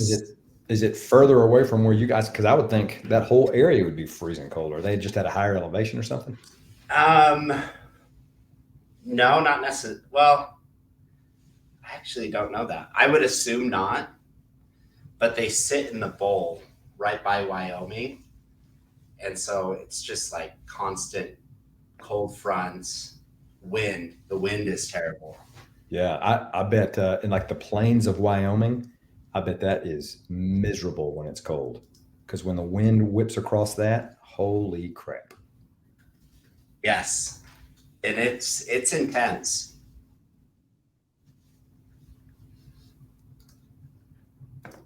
I remember walking to class because that's where I went to college, and your nose hairs would freeze. That like, every day. It was it's dreadful.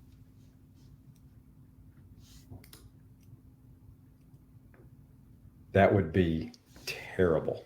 So I don't know. That's why I live in the South. I used to think I could handle that cold weather. No way. Well, then you did that 17-degree weather, and you're like, Yeah, that- yeah. how many contacts are you at so far? Are you not keeping track of that? Let's see. Well, so my dialer says 2 contacts, but I've made considerably more than that. I'm not jotting down my actual contacts. I need to get back into that. So what do you count as a contact? Well, if I talk to somebody, if I have a legitimate conversation, if I get to introduce myself, hold on, let me back up. If I get to introduce myself, say who I am and what I do, and they know I'm a real estate agent, that is a contact. If I say, hey, this is Matt and I'm a click, that's not a contact. But if I say, hey, this is Matt, I'm with Red Oak Realty, I'm calling because, and I tell them why I'm calling,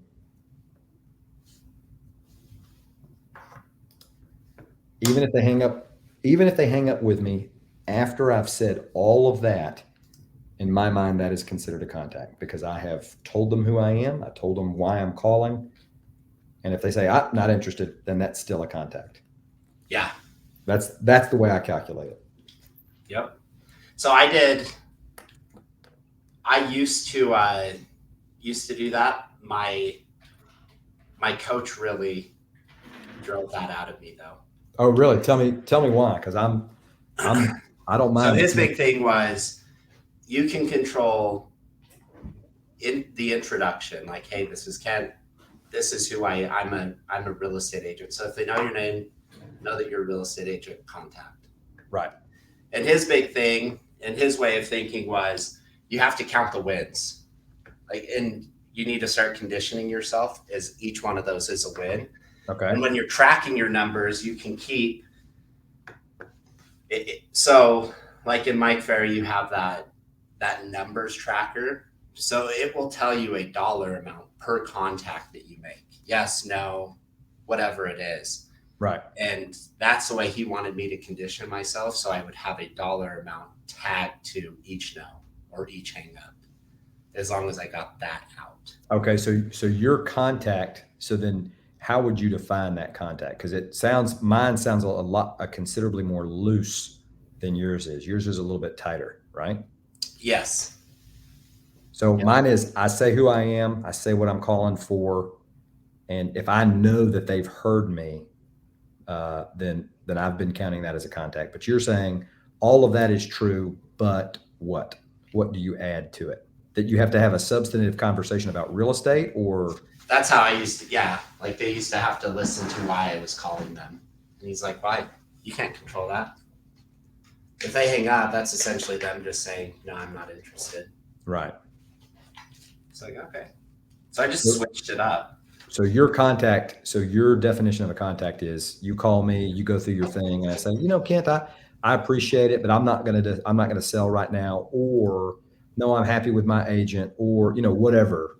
Yep. Like, it has to be a two-way. What you're saying is it has to be a two-way conversation, not just No, but just, hey, this is Ken with Summit Realty, and if they just click, that's a contact.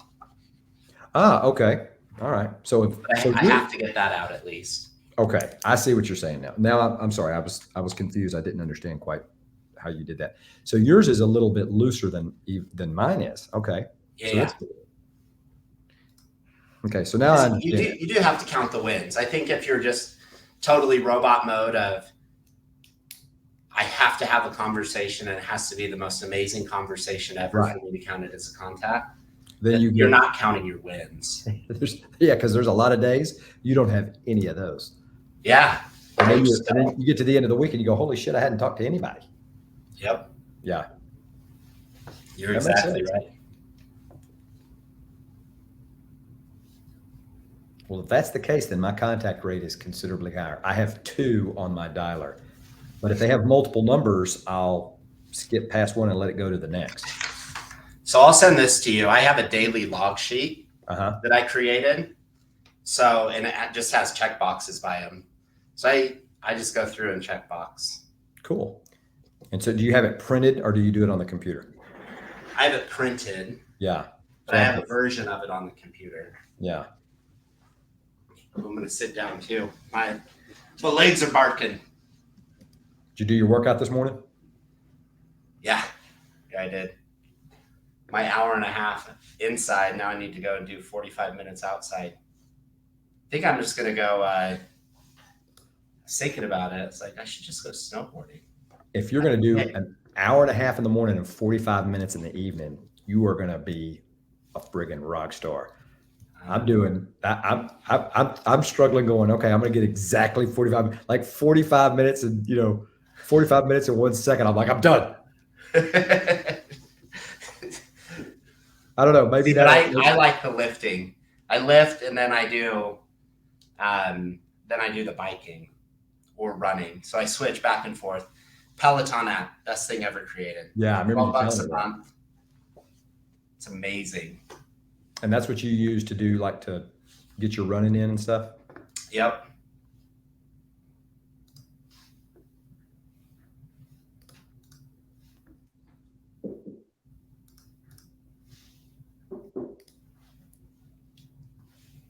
Hey, Alan, it's Kent over at Summit Realty. How are you?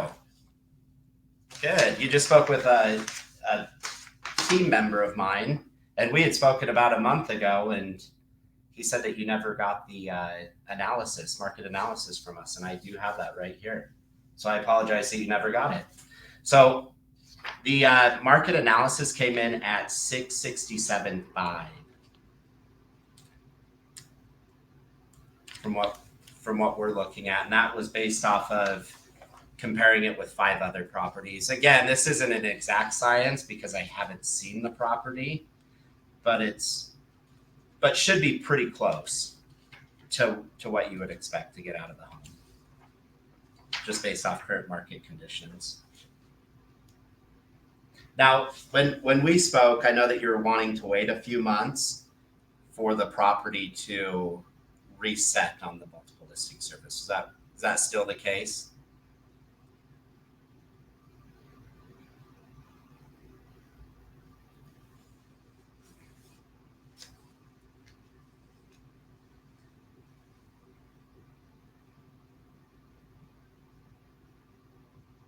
Or rent it? Yeah. Well, and the market could shift in 3 months. It's going to be the springtime.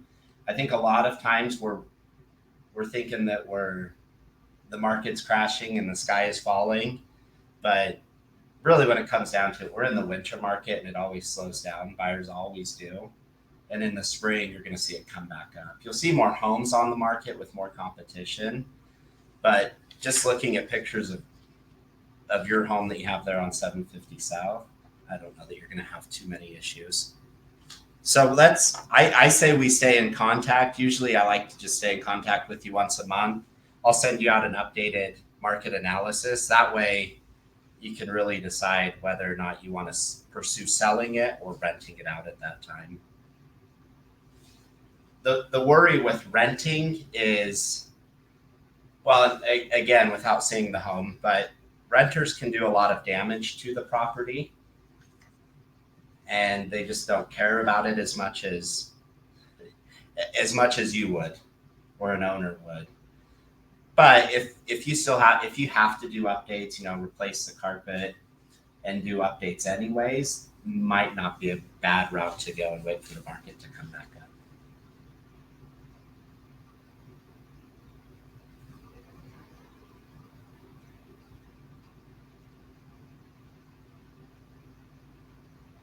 And that helps a lot. Certainly. Well, I'll just, right now, as it currently stands, 667.5 is what our market analysis came back at. What do you receive mail at this address?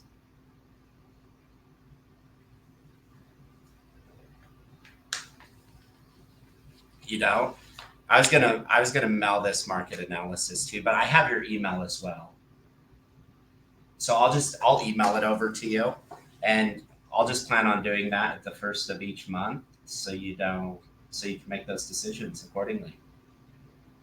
Fantastic. Okay, Alan, great chatting with you again. We'll talk soon. Bye.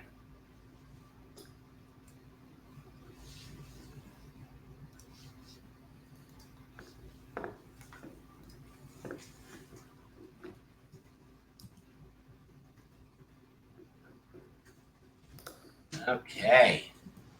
And we've already been prospecting 2 hours. How's that even possible? I know it. It doesn't seem like it at all, does it? No, not at all. It's so much better just prospecting.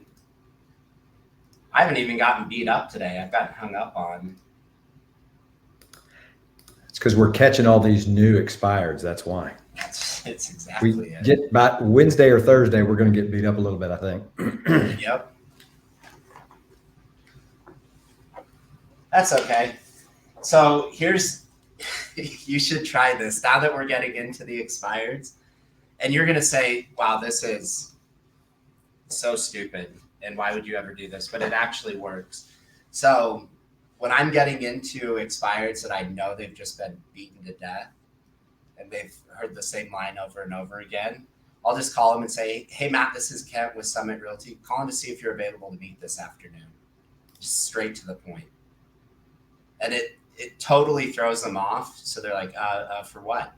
Say it one more time, because I had a phone answer right when you said that. Say it one more time. Good. So, hey, Matt, this is Kent with Summit Realty. Calling to see if you're available to meet this afternoon. Nice. Yeah. Well, it throws them off. And then you just say, well, my record showed that your house was on the market, left the market unsold. I'd like to apply for the job of selling it. Would 4 or 5 work better? And then you're just close. And now nice. They know. Okay. Pattern interrupt. It's just pattern interrupting. That's exactly right. And so you sound different. You're calling to see if you'd like to meet this afternoon. Yeah. Hey, Matt, Kent over at Summit Realty. Calling to see if you're available to meet this afternoon. I like it. What? They know for what, but you just sounded different.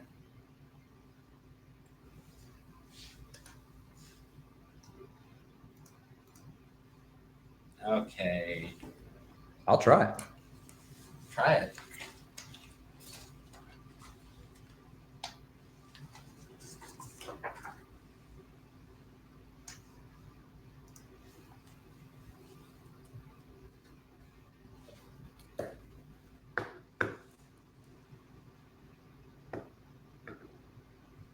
So when do we start that? Wednesday? Yeah. If not today, you just start getting a bunch of people. You're that umpteenth agent to call me. Just switch over to that. All right. I'll do it.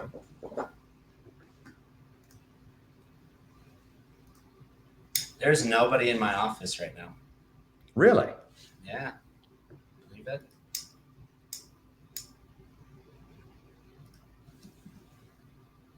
Hello? Hello? Hi, ma'am. My name is Matt. I'm a real estate agent with Red Oak Realty. I'm calling because my records indicate that your property here on Zephyr Park. Good day to you, madam. How dare you? Don't you dare call me. Click. Is that what she said? No. No. It was just like she was listening to me. Sounds like I just woke her up. So my favorite thing is when you call people and they say, "I would never do business with someone that cold calls." Have you ever got that? I have. Yes. It's like, well, how would you? Okay, enlighten me. How would you prefer that I find you? Hello, sir. My name is Matt. I'm a real estate agent with Red Oak Realty, and I'm calling about your property on Finetta Lane. I see that you guys had it for sale, but it's left the market unsold. Is that correct?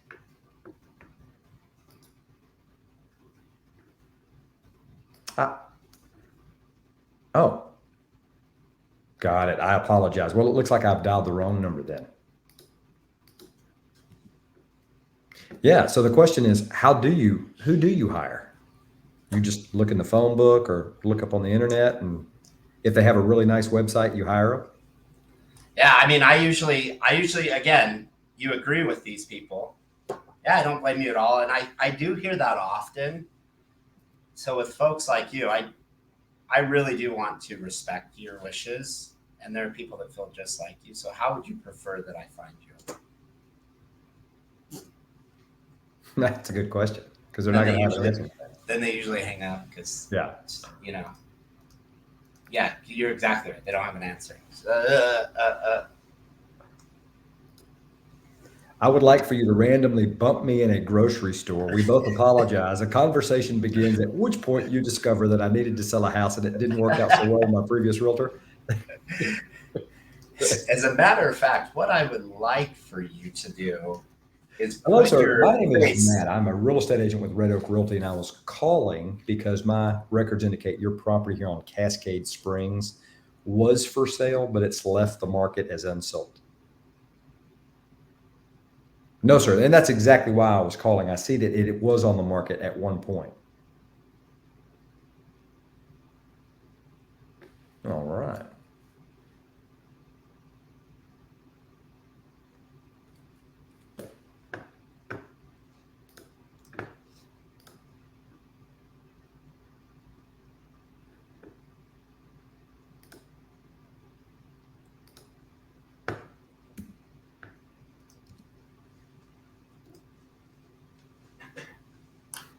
bathroom break. I'll be right back. I feel like I'm Yeah, gonna have I'm drinking a gallon of water. You got to do a lot of those. I just did the same thing.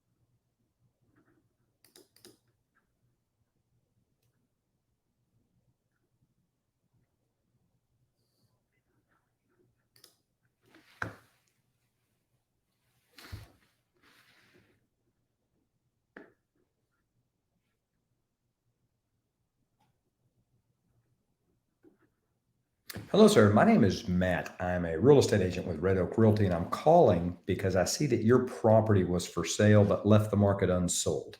Is that correct?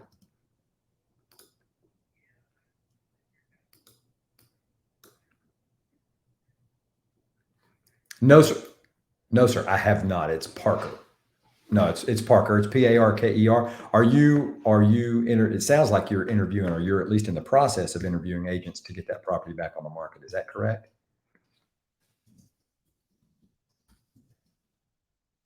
Huh?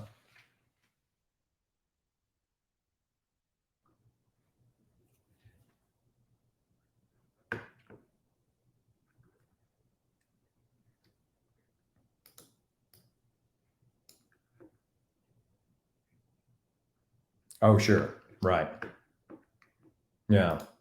Well, and if you don't mind, I'll share a few bits of information that I think might change your mind a little bit on that. You're right. The market has softened. And if you're comparing it to 1 year ago today, it has softened dramatically. However, our data indicates that our market is about where 2019 was. And if you'll remember, 2019 pre-COVID was a banner year. It was literally the highest year in real estate ever in this area up until this point. And so in other words, our market today, right now, is where 2019 left off. So we still have a really good market, but so I think it is really context in terms of how the market has softened compared to a year ago. You're 100% correct. But there's properties selling every day, closing every single day in this market. And we've also seen interest rates back down a little bit. They were at almost 7.5%. They're down in the low sixes now. So it's not a terrible market to be in. I'm going to tell you, there's still property selling. So if you're interested in getting your property back on the market and ultimately get it sold, I would love to take a little bit of your time, meet with you, and show you exactly how we would position your property, market it quite aggressively, and ultimately sell it for you, because that's what we do every day of the week. But,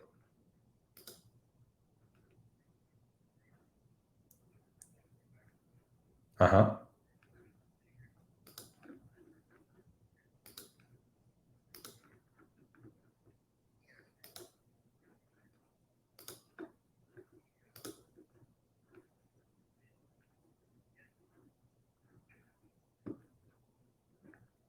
Sure. And how many showings have y'all had on it? Do you know?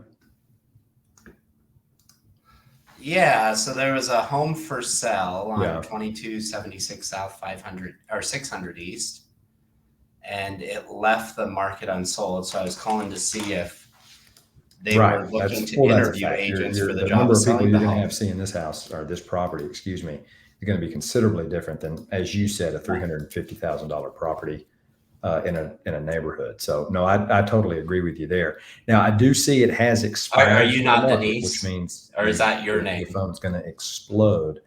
So I do know you want to speak to your agent. And I think you ought to. Yeah, that's who I had on But I county think records. a So lot I of apologize times about a that. second So perspective. you folks are no longer is very, selling very that because you helpful. feel like you it'll can't get the do price you two need, things or if do you and I save get a more chance time to in the meet. home? Number one, you'll get a chance to interview with me. I'll walk you through what we'll do and how we'll do it. Both.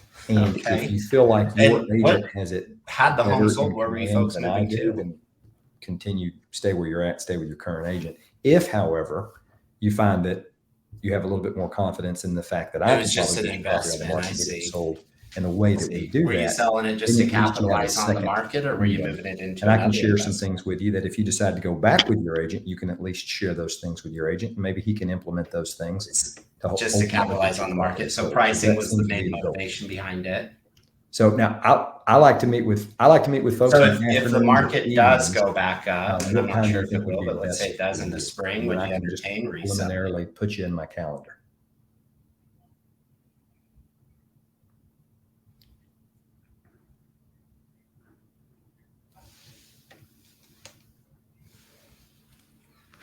Yeah. Okay, I sure will. And I have your first name as So Keith. Is that correct? You're saying it wasn't really Okay. anything the All right, agent Keith. did. And it what's just a good was the email market for you, that Keith? wasn't getting it to sell. Yeah, and I completely understand that. I'm sure you're like most and have a lot of equity tied up in the home, right? Okay. KGETTYUP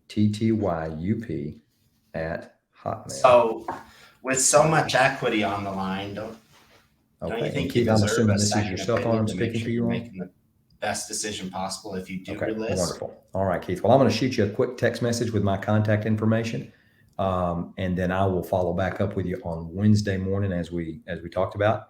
And hopefully, I'll have an opportunity to just come in and visit with you, and like I said, walk you through everything that we will do, so that You're just not having it. and can make a decision based on that. All right.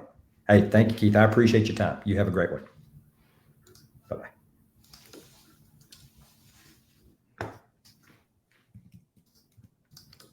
Yeah, certainly, and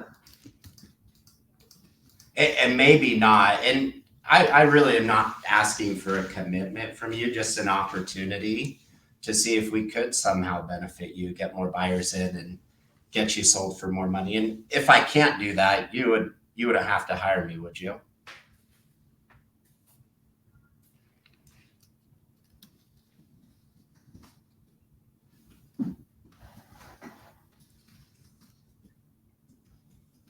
Certainly.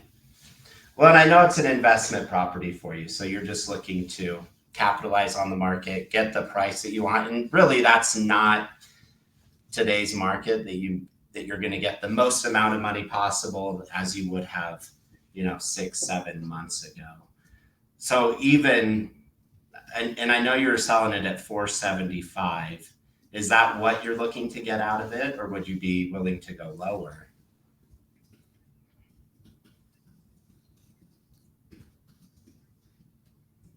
Oh, I see.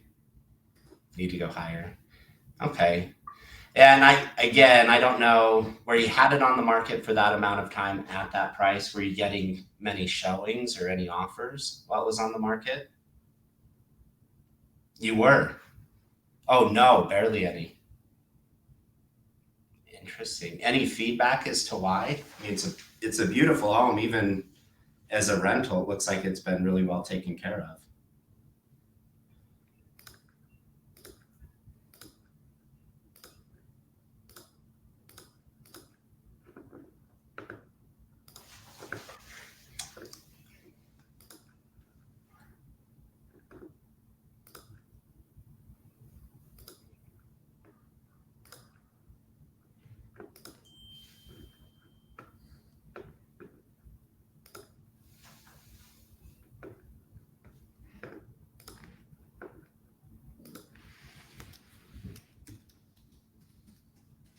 Mhm.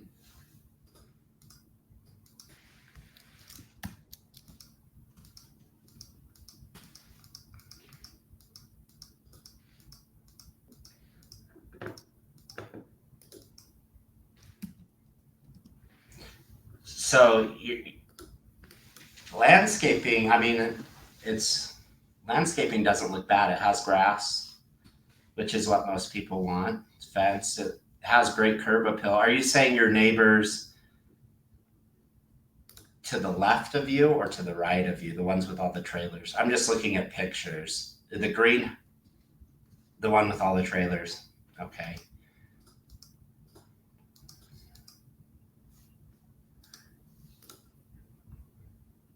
Yeah. Do you know if they would be willing to put up a privacy fence? Do you know if they would be willing to put up a privacy fence, that business right there? Did you chat with them about that?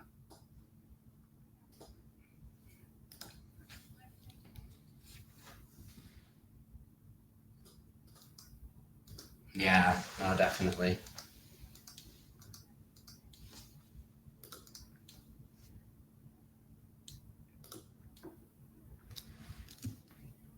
Yeah.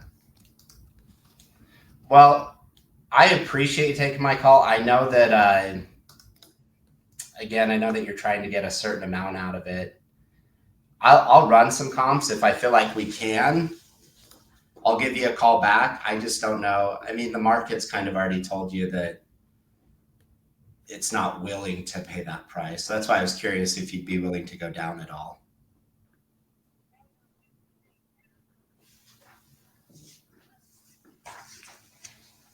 before you can sell. Okay.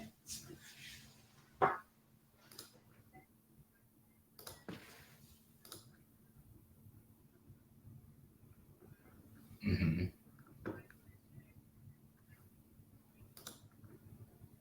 Oh, no kidding. No kidding. Well, what's making you want to sell it in the first? Was it a fix and flip investment, or was it? It was. Okay, that makes a lot more sense. Do you have renters in it now? Working on it. Okay. I To be honest with you, I think that's your best course of action. I don't know when the market will come back up, but certainly next 5 to 10 years, if you can hold on to it and rent it out. The issue is if you said you refinanced it, so I'm assuming you had a hard money loan and refinanced it into just a regular loan. Okay. Very wise.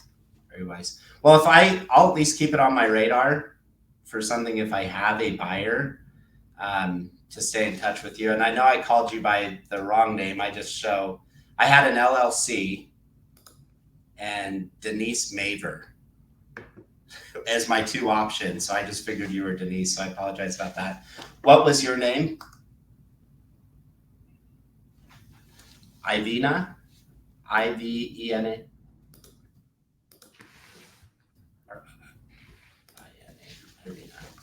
Hey, well, great.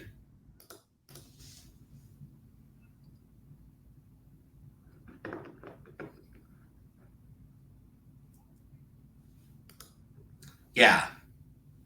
Offload it, break even. I totally understand. You're not willing to take a loss on it. And for rent, what are you looking to get as far as rents go?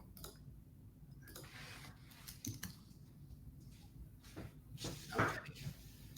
Perfect. You're just doing Airbnb? Okay. I love it. Yeah, if I have anybody, and to be honest with you, I don't at the moment, but if I do run into anybody, I'll definitely keep it as an option. Or if the market goes back up, I think we should have a conversation. Okay. Well, Irina, thank you so much for taking my call. Have a wonderful day. Thank you. Bye now. And she was nasty at first. Was she really? Yeah. But in a It's good the- way. It's the smooth Kent Brown. You smoothed her into loving you. Yeah. She's like, I know what you're trying to do. Well, I'm glad. Well, good. Well, let's get all the stuff out of the way. When can you and I meet? let's get rid of all this small talk and let's just meet. So she was doing a fix and flip on this property, Yeah. which was a big mistake for what she's trying to break even at. Like big. Oh, she was watching too much HGTV, huh? I could buy it for anything and sell it for just about anything and make a whole lot of money. Yeah. I mean, which probably when she bought it was true. It's that whole thing of timing the market. Right.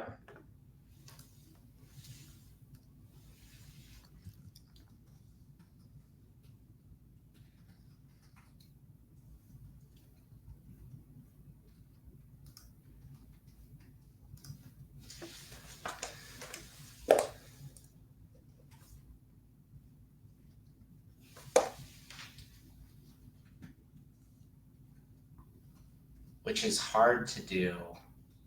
Okay, I'm gonna add her to.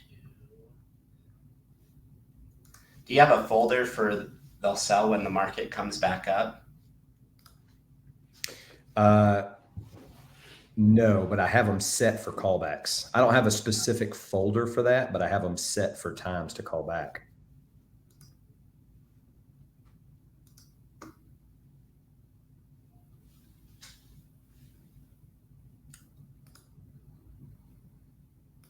Have you set it up as a specific folder?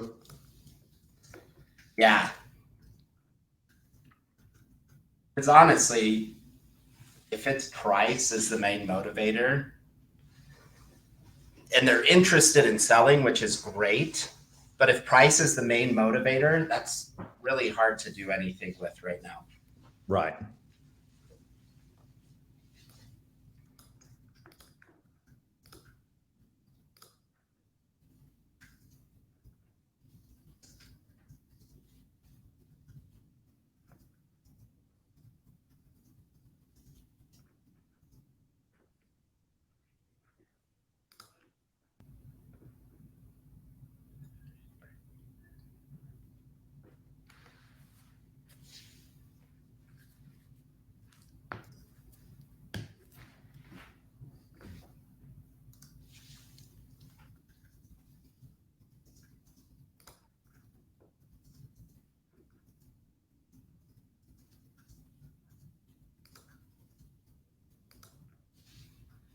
hard thing is, like, she did a hard money loan, Ooh, that's expensive. then had to refinance it into a regular one. So hopefully she didn't do that super late into the game. Because yeah, you're right. That would be very expensive.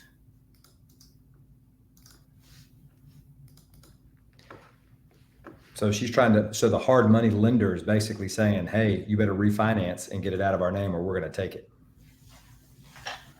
I don't know. I didn't ask her. Yeah, well, that's what's happening because the hard money loan, that they secure the loan with the asset. So Yeah. that's why I've often thought I need to be, I don't know if I'm smart enough to be a hard money lender, but I'd like to be, because that is a no lose situation. Because specifically with first time flippers, hello. So there's a couple of hard money lenders I like. And they actually, if you're first time or you within under, I think 3 deals or under 5 deals, they actually go out, walk the deal with you and let you know if it's viable, if you could do it for their costs and still make money. And That's nice of them. It is. I agree, because they're trying to protect their asset too, right? They want their money back. They don't want to take the property, but boy, they'll do it in a second. So it sounds like she's in a spot where if she doesn't hurry up and get it refinanced, they're going to take it, and everything she's put in it is gone. Hello, Corey. I'm sorry about that. Have a wonderful day.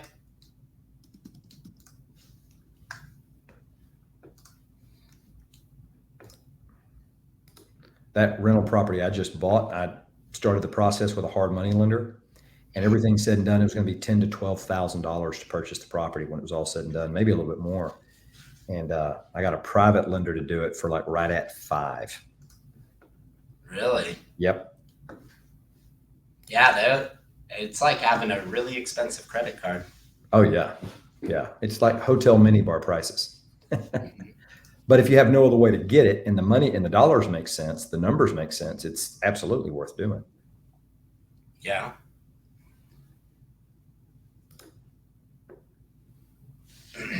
Especially if you're prospecting.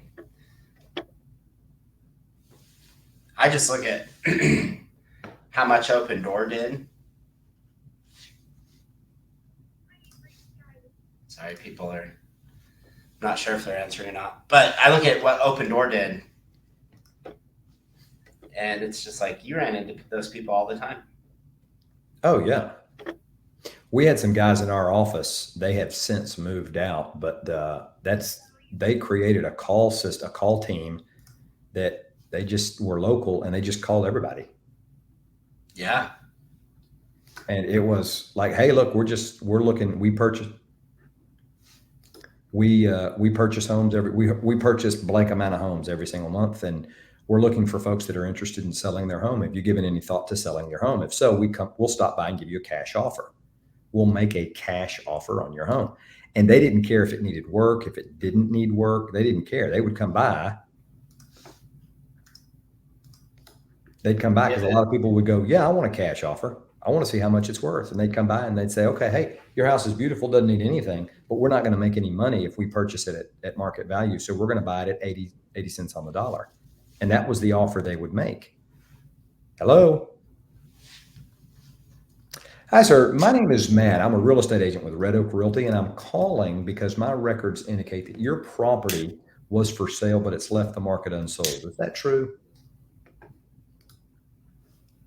Okay. Well, the reason I'm calling you is because I specialize in helping folks just like you who've had their homes for sale, but were unsuccessful because their agent didn't do their job. Do you think that was the case, or at least partially the case?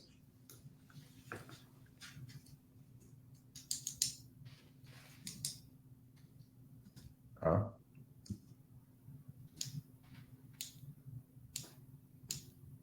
Main reason? Yeah. Well, and I can certainly understand that thinking. I really can. I've spoken to a lot of people who have that thought because interest rates did go up. I think, gosh, they got almost to 7.5% But right now they're down in the low sixes. And I'm going to be honest with you, we are seeing properties close every single day of the week. As a matter of Hello, fact, Victor. you'll remember back to 2019, that was the best year in real estate before COVID happened. And our market today, even though it is considerably less than it was 1 year ago, is actually higher than the 2019 levels. We're actually seeing more sales than we saw in 2019. And that's with higher interest rates. So the reason I'm telling you all of that is just to alert you to the fact that even though interest rates have gone up and the market has slowed down compared to 1 year ago, we still have a very strong and very robust market. And if you and your family are still interested in selling your property, I'd like to stop by, meet with you, and walk you through exactly how we would get your property on the market, market it very aggressively, and ultimately get it sold for you, if you're still interested in doing that.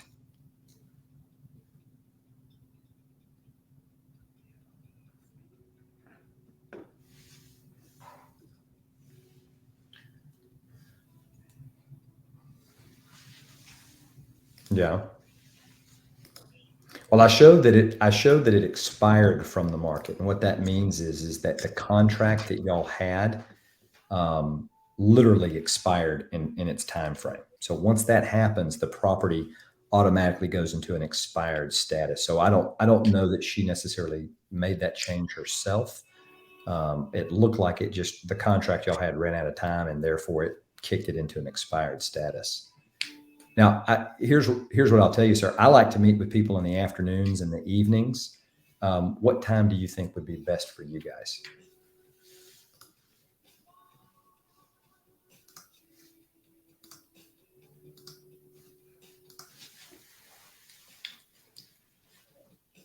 Okay.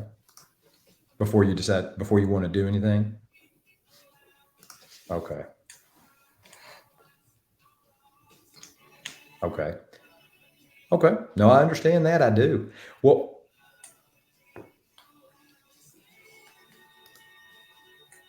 I certainly will. And let me ask you this, sir. And I have your first name is Jerry. Is that correct? Okay. Well, Jerry, my name is Matt Parker. I'm with Red Oak Realty Services. And you said that you wanted to do a little work to the house. Now, would you be the one doing that, or are you going to hire a contractor to do some of those things? Oh, so you're the man then. Okay, good. So you're definitely going to be doing it. I'm looking at some of the pictures of your property right here, and you built this house top to bottom all by yourself. I mean, I know you used contractors to help you, but you planned it and you did a good job on it. It looks nice. Yeah. Yeah.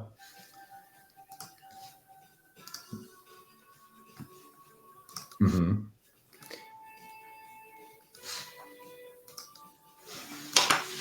Okay. Okay. And let me ask you this, Jerry, when y'all had it on the market, did you get a lot of showings on the property? Okay. Yeah. Right. Now the reason I'm asking you is because, and that's a red flag to me. And the reason I'm asking is we just put another property on the market about a week and a half, 2 weeks ago, and we priced it and marketed it very aggressively, and we have multiple offers on the property. As a matter of fact, today's the day that my client has to select the offer. Now, I'm not saying that happens with every property. The market has shifted a little bit, but I can tell you that if you market a property properly, you can still do that even in a market that we're in now. And so what I would like to do is whether you want to move forward in the next 30 days or 60 days or 90 days or just not sell at all, that's certainly your prerogative to do so. But I would still like to meet with you and just walk you through what we do and how we do it. There's no pressure whatsoever. If you feel 100% confident that I can get your home sold, then you'll hire me. And if you don't feel that way, there is absolutely no obligation to do so. But I do believe that if we met, it would be a great benefit to you, and you'd learn a lot that maybe your previous agent just wasn't able to do or just didn't do, quite honestly. So again, that's really all I want to do is just meet with you, shake your hand, and just tell you what we do and how we do it and show it to you.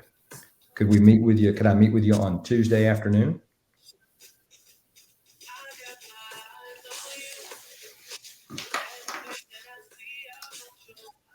Okay. I have a walkthrough with a client on a home that we're helping them buy midday on Thursday. Could we meet Thursday afternoon? Would that be a little better for you? Maybe around 3:30?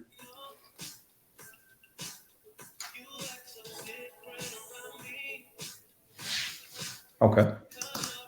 Wonderful.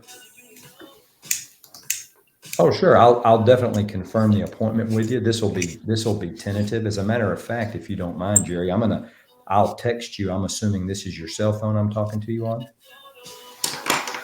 Okay. So what I'll do is I'll text you my contact information so that you have it.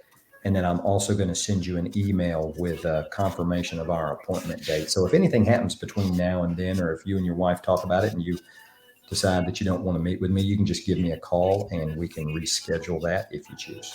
That be okay?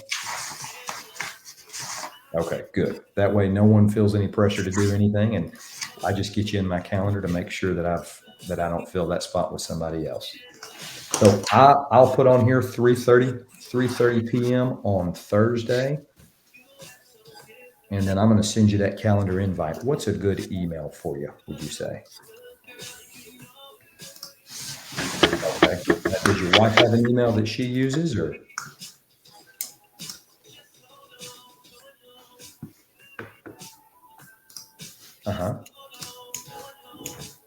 Got it. Patricia L, and that's PATRICIA LHOLLY at MSN.com. Is that correct?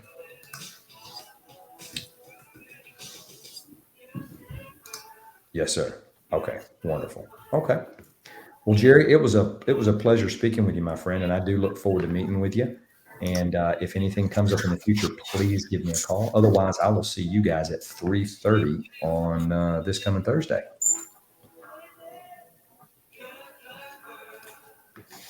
Oh, it's you. Okay. Okay. And well, let me ask you, are you retired?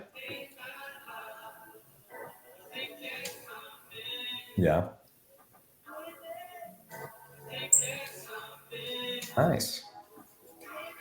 Well, let me ask you, I'm always looking for contractors to add to our list of folks that we trust to do work for our clients. Do you do any of that kind of work? If I had a client that needed some work done on their property, would you do those types of things, or do you just do it mostly for friends and family?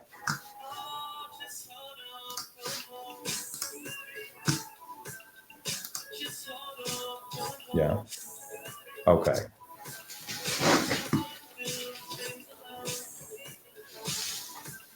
Oh, very nice. Okay. All right. Well, I mean, if you are, and of course we can talk about this more when we meet on Thursday, but if you're interested in taking on, I know you're semi-retired, but if you're interested in taking on a little bit more work like that, I have rental properties. I have clients that have rental properties. I have clients that we do a lot of make ready where they need work done. They just truly need like sheetrock work or cabinetry work or something done to get their property up to the standard that we want it to be so that we can get it sold. And I've got contractors that I use, but if you're interested in expanding your semi-retired business, then I'll certainly send some business your way. You can start giving bids and see if that works for you. But anyway, we can talk about that on Thursday a little bit, but it's good to know guys like you. I'll tell you. All right. All right. Well, Jerry, hey, it was a pleasure, my friend. I look forward to Thursday. Okay. Talk to you soon. Bye-bye.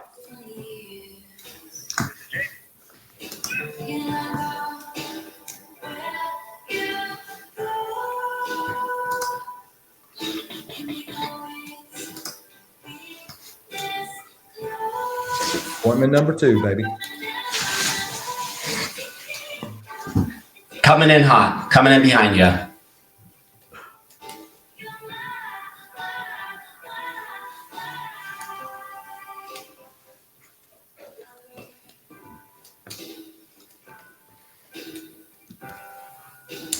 Someone just answered the phone. Yeah. Didn't say anything. And listen to you. No. They just answered the phone, and then I could hear them talking like in the background. Uh-huh. And it sounded like they were teaching a seminar, and it was another agent on the other line talking to them. Really? They sat there and listened to it. You're like, I'm learning a lot about what not to do. Oh, really, though? The guy's like, if you need help, this was his exact, if you need help, Robert, if you need help, and he said it probably 15 times, even selling it on your own. The hell? Hmm. That's why you have a script. If you need help selling it on your own. Well, he said, if you need help. And I thought that's why it was a joke, because he said the same thing probably 4 times and then finally spit out what he was going to say. She's like, what in the world? Well, first of all, it's an oxymoron to say that you're going to, if you need help selling it on your own, then you're no longer selling it on your own. That's like saying soft concrete. That doesn't make any sense. There's wet concrete. Well, it ain't soft. That's like saying from Ron Burgundy, 60% of the time, it works every time. You're like, that doesn't make any sense.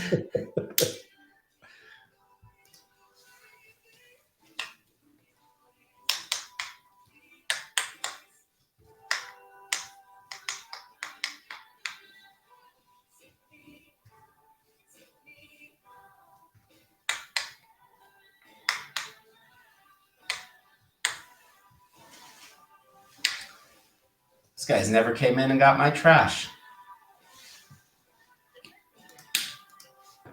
Fired. Fired. As DJT would say. Luckily, I just have a lot of water bottles in there.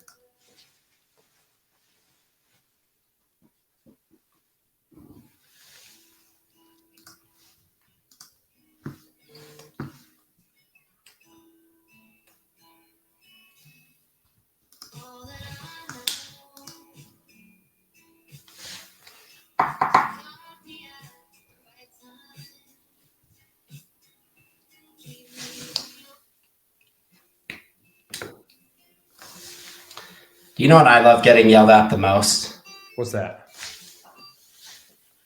When, like, the first call of the day, I like it just to get it out of the way. Because with the first call of the day, it's really hard to be like, okay, well, that put me down, so I'm going to quit. I'm not going to call anymore.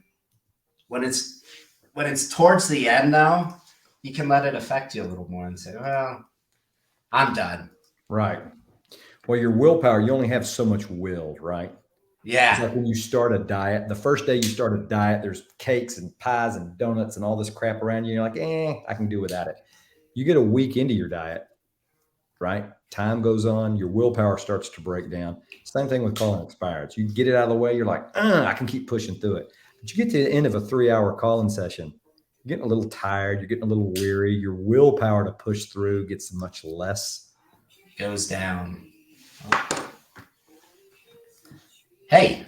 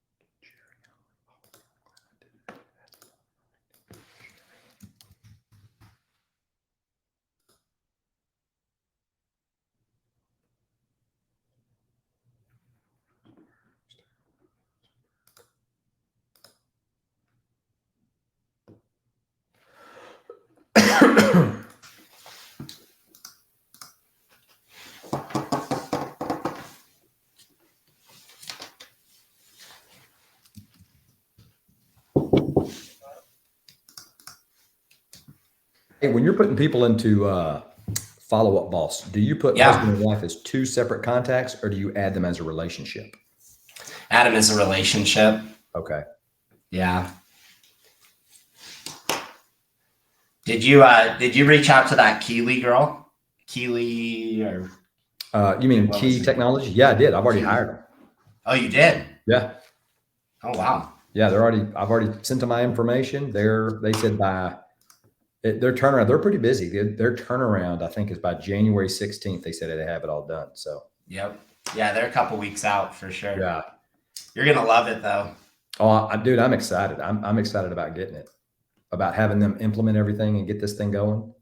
Yep. You're gonna absolutely love it.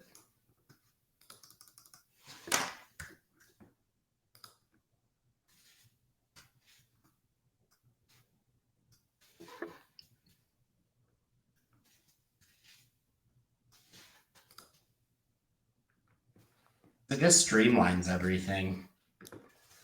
Well, that's the point, right? You can have the thing about a database, any kind, whether it's Follow Up Boss or Mojo or Redx or any kind of database. The problem is when you get enough data in it, if you don't have things set up in a specific system in a specific way, the data is lost. You're plugging all this stuff in there, and all you're doing is just scraping the cream off the top. You're not following up with any of it, and so Yep.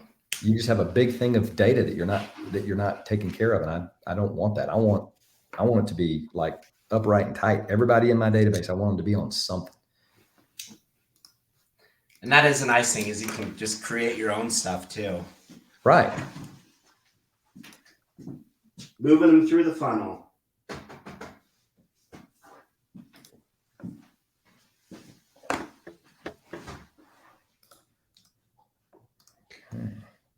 I'll be right back again. Jeez. Should not drink this much water. It's all those water bottles. All those water bottles. Holy cow. When I was in the bathroom earlier, I didn't take out my AirPod and I realized it. So I was like, Matt, hoping that I was on mute. I was like, Don't listen to this. Don't listen to this. That's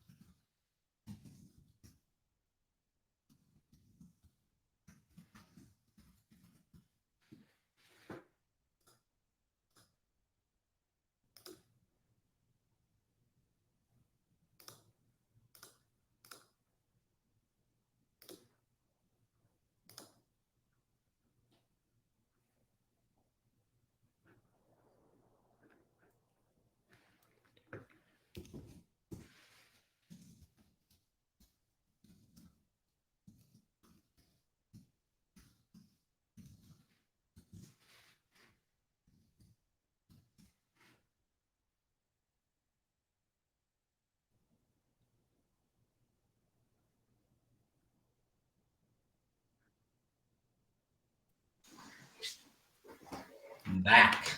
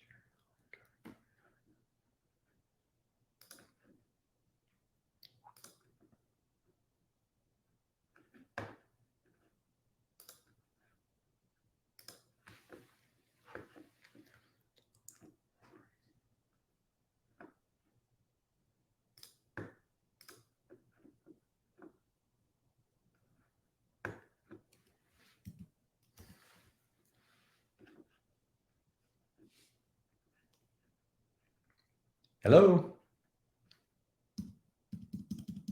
Hello, ma'am. My name is Matt. I'm a real estate agent with Red Oak Realty, and I'm calling because my records indicate that your property was for sale, but it's left the market as unsold. Is that correct?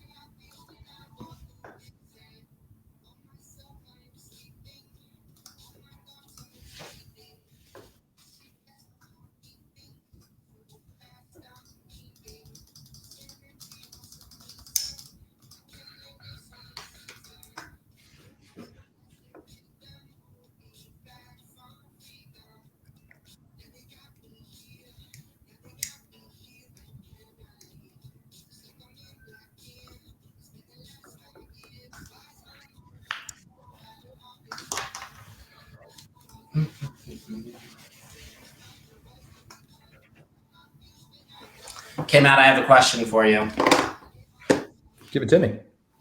because you're kind of the ISA king. I'm not as kingish as you. Okay, so you got a ISA finds somebody, says they want more information in text, interested in selling. And I already know the answer to this. You call them, right? Yeah. Get them in for an appointment.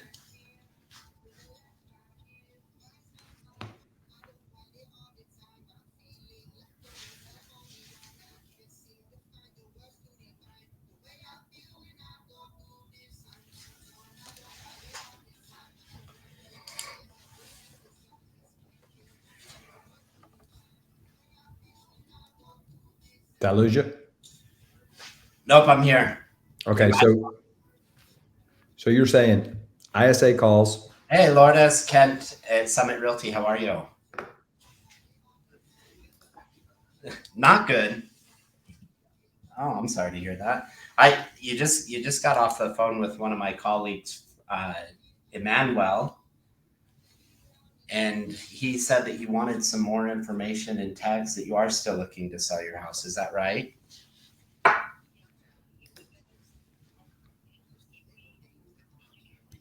Hi, ma'am. My name is Matt. I'm a real estate agent with Red Oak Realty, and I was calling because my records show that your property was for sale and it's left the market unsold. Is that right?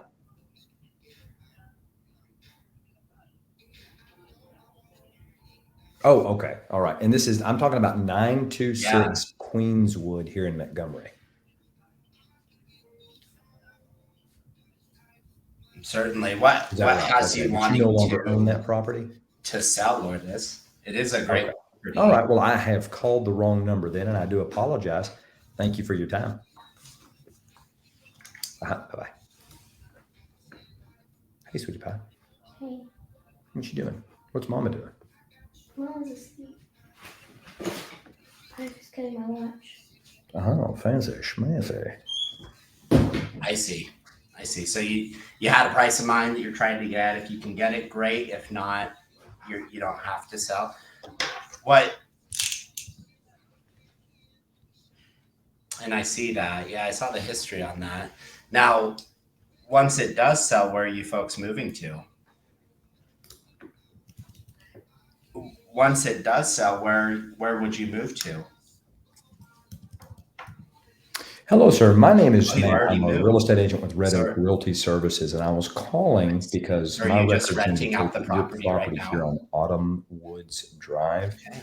was Well, recently for I'll run sale, but it's left the some market comparables unsold. for you. Is that See if you correct? can get it. I'll just be extremely honest with you. I mean, if you were trying to sell it back in Oh, May, okay. I believe it was, were you getting any offers at that Okay. So time? your family no longer owns that Autumn Woods property then?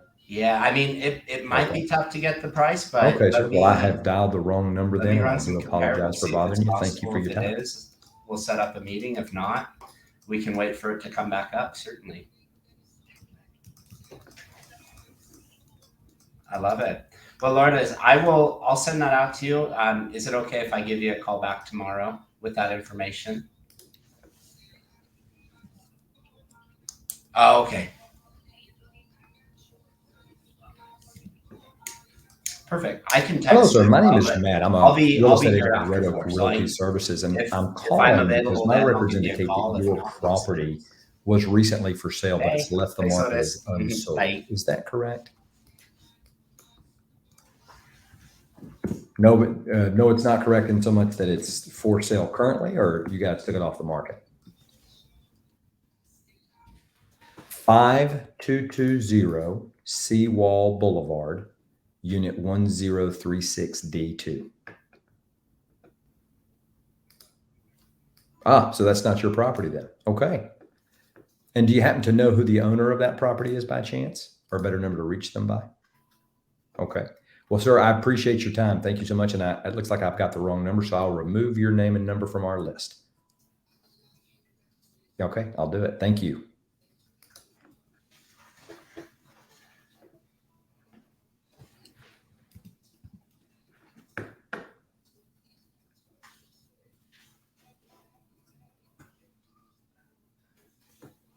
How great of a job do we have where we can just sit, make calls, make money? Hey, Michael, my name is Matt. I'm a real estate agent with Red Oak Realty, and I'm calling about your property here on Pine Oak Drive. I see that it was for sale. I see it was, you don't. So you don't own that property on Pine Oak here in Dickinson? Okay. Do you happen to know who the owner is, or a better number to reach them by? Okay. Well, then I apologize for bothering you, sir. I'll remove your name and number from my list. Well, I totally agree, man. We get to sit here and BS, make phone calls, set appointments. That's not a bad day's work, if you ask me. Not at all. Did you get that appointment set, or is it follow-up? No, I didn't. So she wants what she was asking for back in May, Oh, and she had 0 offers, 0 showings. wow. But she has no motivation. She's renting out the property. Yeah. She's already moved on to her next one.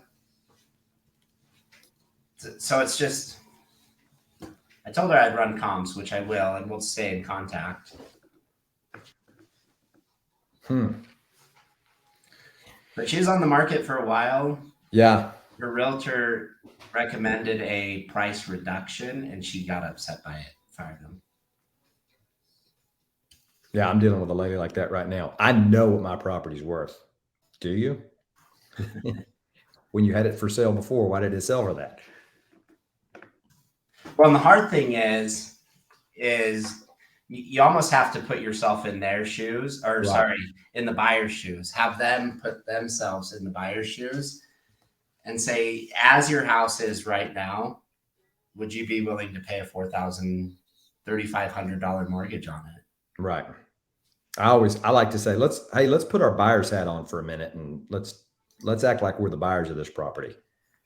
So I always say buyer's hat. Let's put your buyer's hat on for a minute. Yeah, that's a great line. Yeah. Would you? Because a lot of times it's really a self-discovery issue, because the previous agent typically did not do that. Right. It's like, hey, this is what we're going to do. But what they did was they found the very best properties in the neighborhood and go, oh, well, my house has 4 bedrooms, 2.5 bath, and this one sold for $500,000.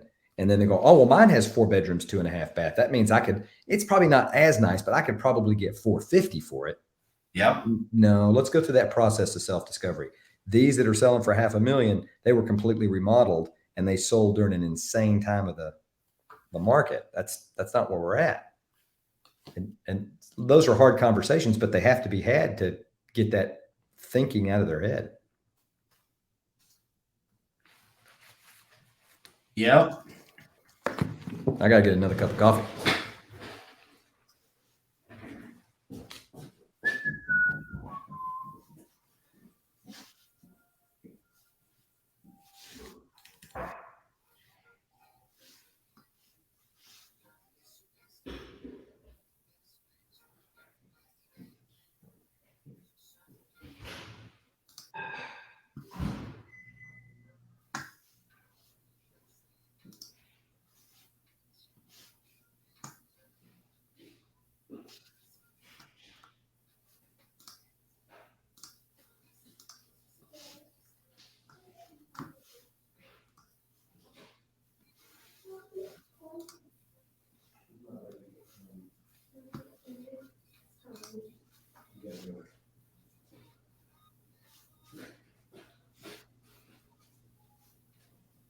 Stay out of there. I don't want you.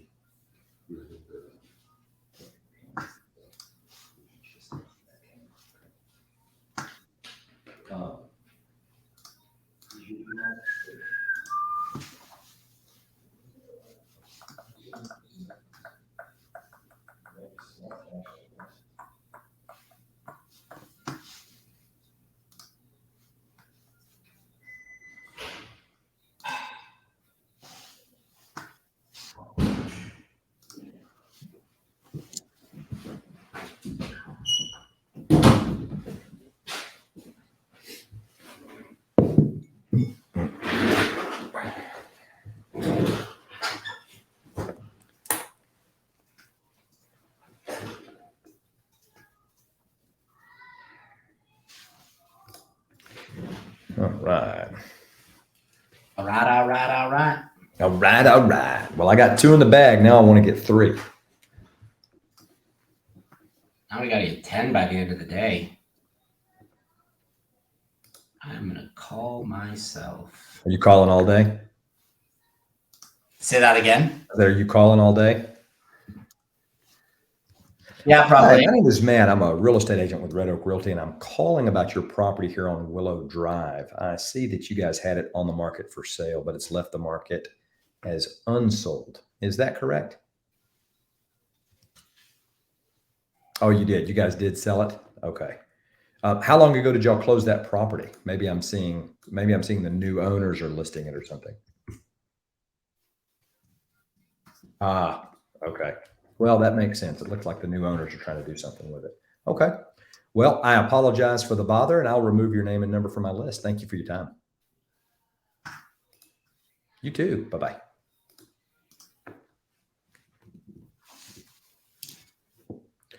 I'm sorry, I didn't hear what you said. Are you going to prospect all day? Yeah, probably. Well, yeah, probably a majority of the day.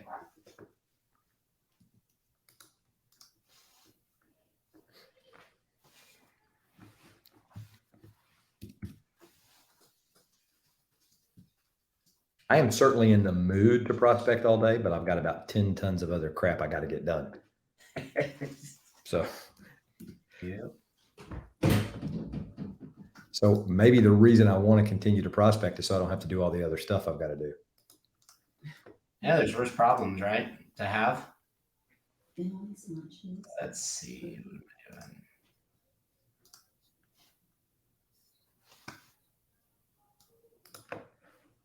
Did we have to order lunches last night, or what is it I today?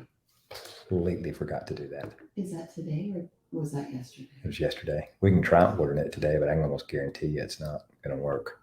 Okay. Hi, ma'am. My name is Matt. I'm a real estate agent with Red Oak Realty, and I'm calling because I noticed that your property was for sale just recently, and it's left the market as unsold. Is that correct? Well, I apologize. Let me tell you, it's 5830 Willow Drive here in Pearland. Is that your home? Wow.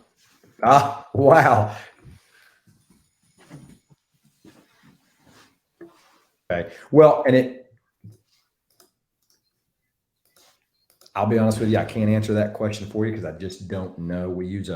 Uh, we use a company that when we find a property that expires from the market, it'll find phone numbers associated with that property. And that makes sense to me as to why we have your phone number. But if you sold it 12 years ago, did you sell it 12 years ago or just it was out of your name?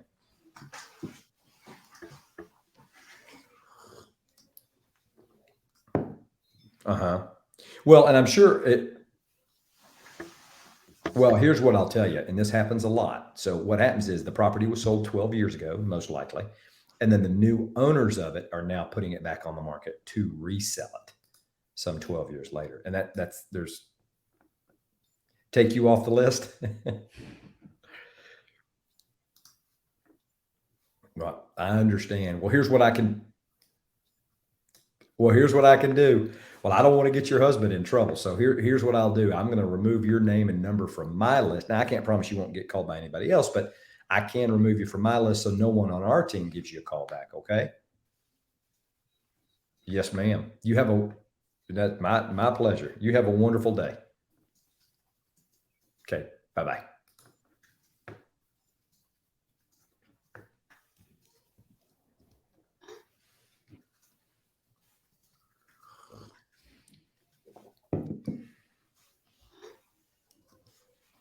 Hi, ma'am. My name is Matt. I'm a real estate agent with Red Oak Realty, and I'm calling about your property here on Sailfish Street.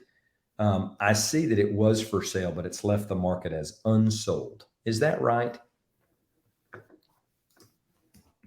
Oh, I apologize. Do you not own that property on Sailfish? Oh, okay. Do you happen to know who owns it or a better number I could reach them by? Okay. That's okay. Well, I sure do appreciate your time. Thank you so much and have a great day. It's funny that when you talk nicely to somebody, specifically when they're aggressive on the phone, what, who, does it mind? What are you calling me for? And you're saying, oh, well, I apologize. And you're just real nice and kind. At the end of it, like I just hung the phone up with this lady and she goes, well, thank you for the call. Yep. Very nicely. They're not mad at you. They're mad at the No. situation. Exactly.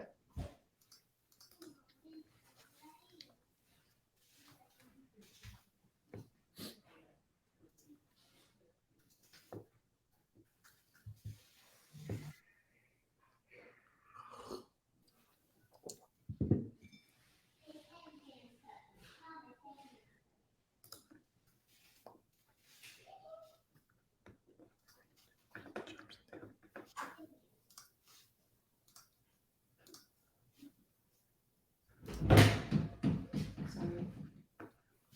Do you remember the cooking for the biscuit, not the croissant?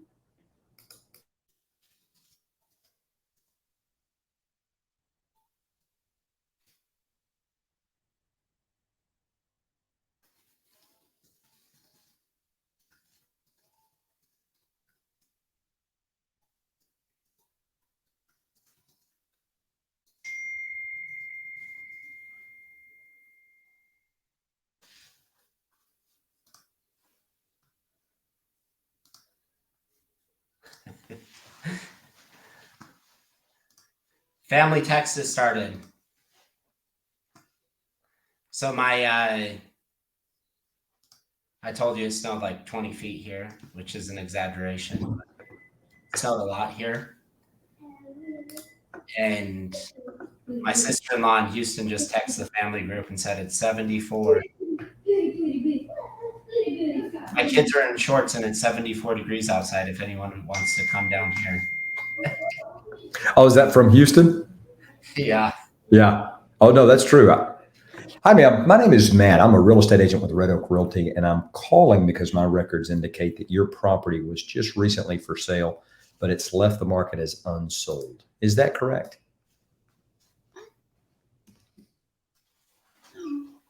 Okay.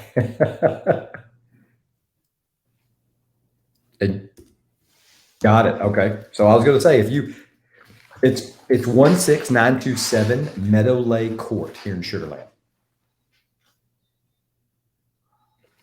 Okay. Well, then I don't know how your number was associated with this property, but it was. So I apologize for bothering you. I'll remove your name and number from my list.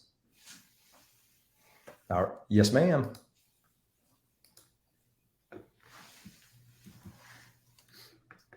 Yeah, at 5 o'clock this morning, I took my dogs for a walk in shorts and a t-shirt.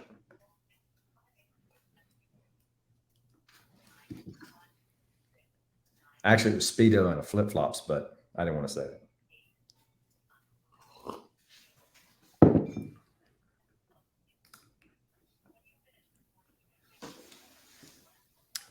Hi, ma'am. My name is Matt. I'm Hello, a this benefit is Ken agent over at and I'm Summit. calling because my records I understand you have your questions. property here on Paradise Valley The south was for sale. 90 west. Left the market as unsold. High. Is that You correct? can get call back at your convenience. 801-592-3135. That's not. You said your mom's house?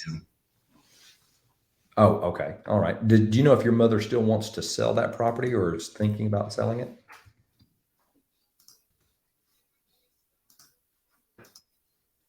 That fell through.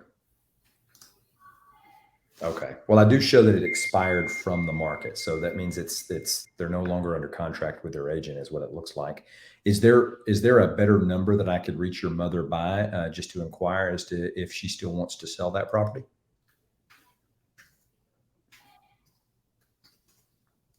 Sure. Oh, okay. Okay. All right. Well, I guess it would be hard for me to compete with your cousin in terms of getting that property sold.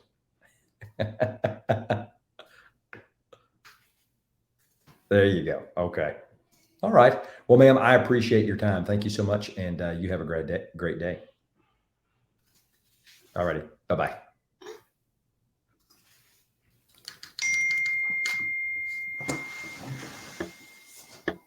Holy crap.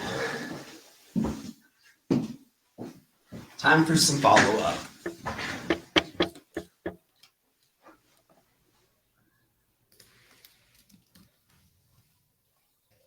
I think sometimes we forget that's a bigger, better part of our business.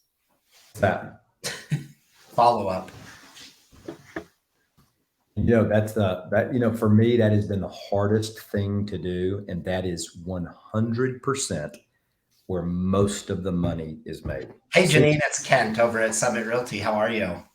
60% of the time, it works every time. I'm doing great. Thank you. I just wanted to touch base with you. So my client sold his mother's house and is taking the proceeds from that he wants to buy some investment properties. There's siblings involved. That's why I've been slow at getting back because siblings are involved. No, you can love on them. You take. So I just wanted to touch base with you because No, siblings are coming into town from Las Vegas. I think they're going to want to start seeing some properties. I know last time you said there's some pretty good rentals in High. Is that right? Some eggs.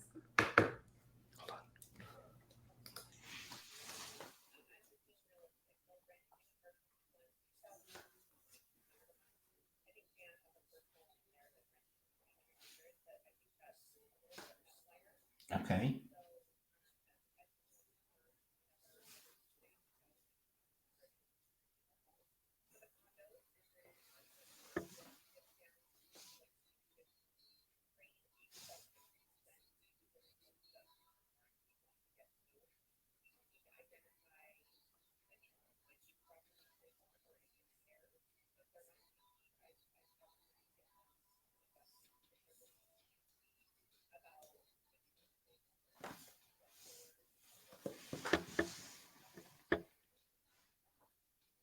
That's right.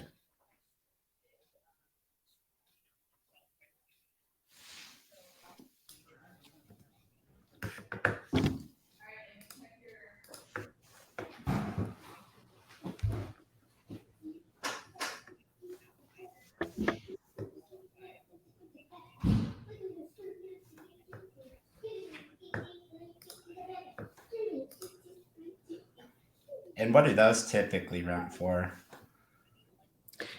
Hello, ma'am. My name is Matt. I'm a real estate agent with Red Oak Realty, and I'm calling about your property on Colony Crossing Drive. I see that you guys had it for sale, but it's left the Oh. market as unsold. Is that correct?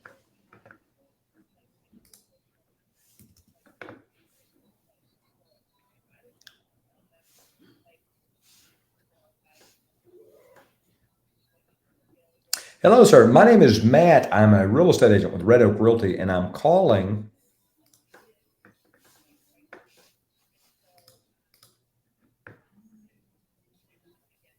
Okay.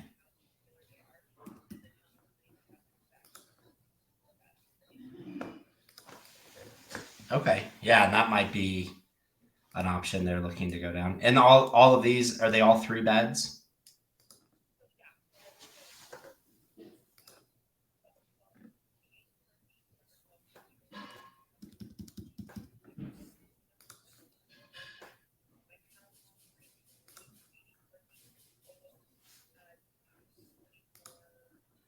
Hello, ma'am. My name is Matt. I'm a real estate agent with Red Oak Realty, and I'm calling because my records indicate that your property here on Umbria Lane was recently for sale, but's left the market as unsold. Is that correct? No, it's not. Did y'all put it back on the market or something? Well, I'm just about to call them. So I'm hoping I know that they were in town this Oh, you week. don't? Okay. All right. So And do you know who that's this, where- do you happen to know the owner Yeah, of this more Umbria Lane information. property by chance? 30 Perfect. Umbria Lane? Okay. Okay. Well, Awesome. it Thanks, looks like Janine. I've We'll dialed talk the wrong soon. number then, and I do apologize for the bother. I'll remove your number from our list. Thank you for your time.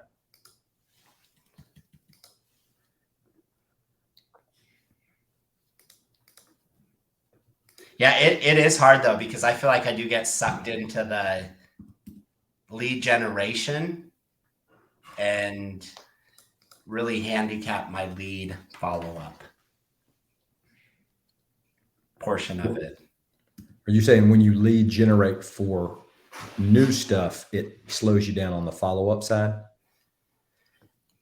Well, I just don't have that balance, right? So Yeah. I'm really in my schedule, it's 11 to 11:30 is lead follow-up. So I really want to just try to stick to that and be like, okay, it's scheduled, it's happening. Right. But do you find that you can do it in 30 minutes? Because I usually find that in any given day, I usually have more than 30 minutes worth of follow-up, typically. See, I have it from 11 to 11:30, but it can leak over into 12. Right. Okay. So Because I put admin work from 11:30 to noon, which takes me a whole 10 minutes usually. yeah. It's just texting everybody and emailing everybody what needs to be done. So I can leak that over and it's not that big of a deal. Yeah.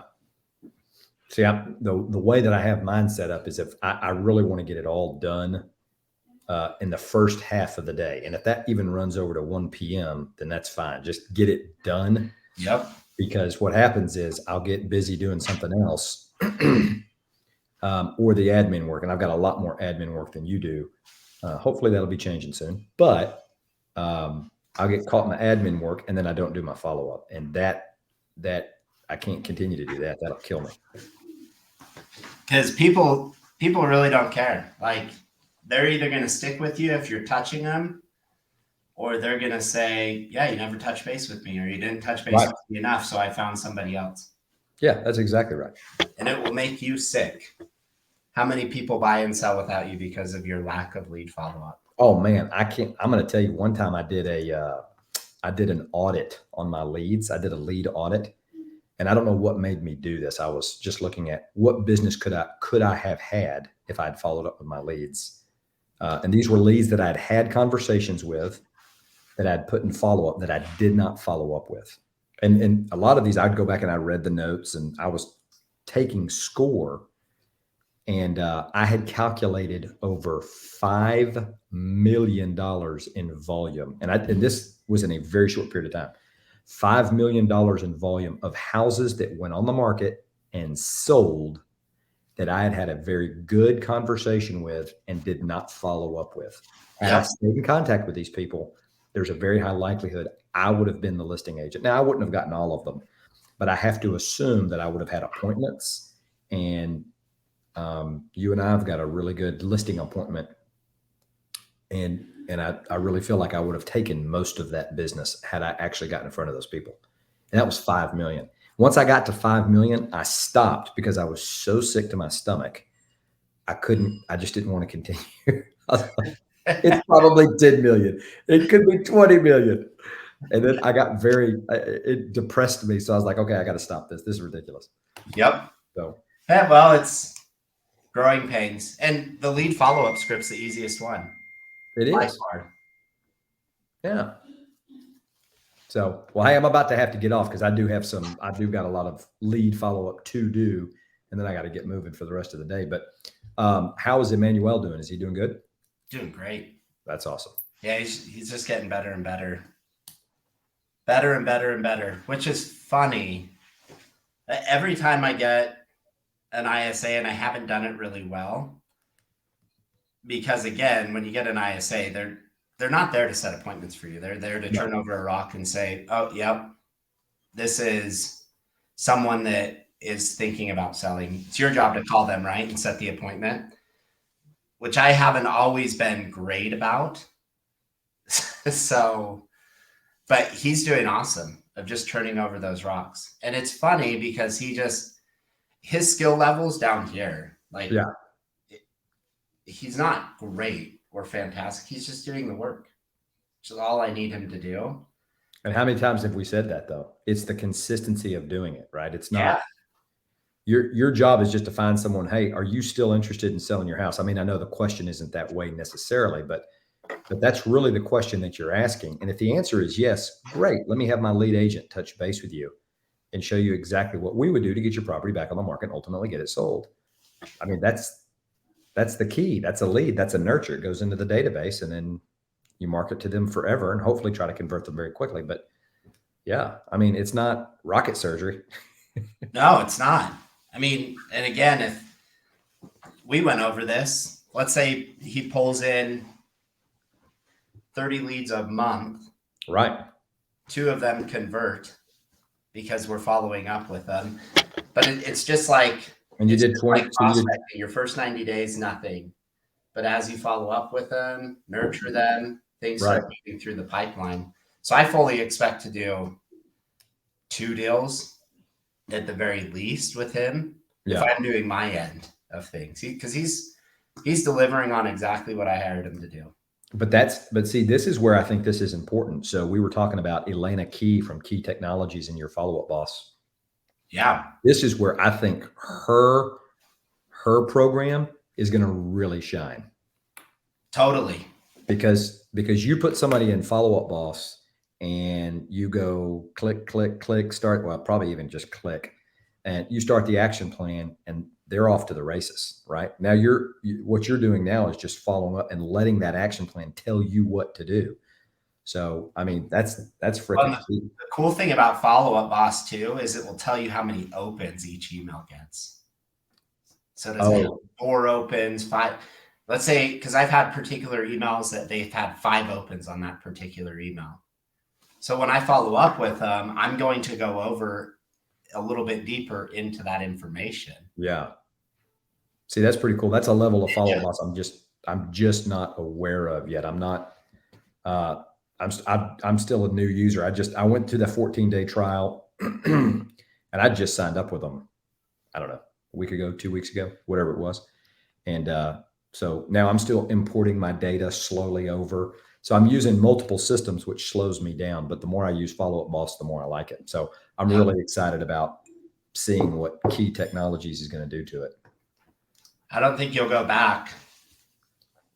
Oh, I don't think so. I don't think I will either. Follow-up boss is way more robust and easier to use than what I've used in the past. So yeah, I'm excited about getting it fully operational. Well, we were on here for almost 3.5 hours today. That's awesome, dude. We're committed. Part of the 75 hard is being on here Monday through Friday. I agree. What would happen if we did this every day? A lot of good things. A lot of good things. Yeah, I got 2 appointments set today, man. I'm excited as I can be about that. That's awesome. People have to sell. It's the beginning of the new year. That's the power one, you have a lot more people, but two, it's the beginning of the new year and people want to get stuff done. They have goals they want to hit. Right. So Totally agree. we All right, are brother. going to be on here every day. Not Yeah, I will wanna if, be. we are. I absolutely will. Yeah, let's do it. Awesome. Well, we will see you mañana. Yeah. All right, brother. We'll see you tomorrow. Y'all have a good one. Yeah, you too. See ya. All righty. Bye.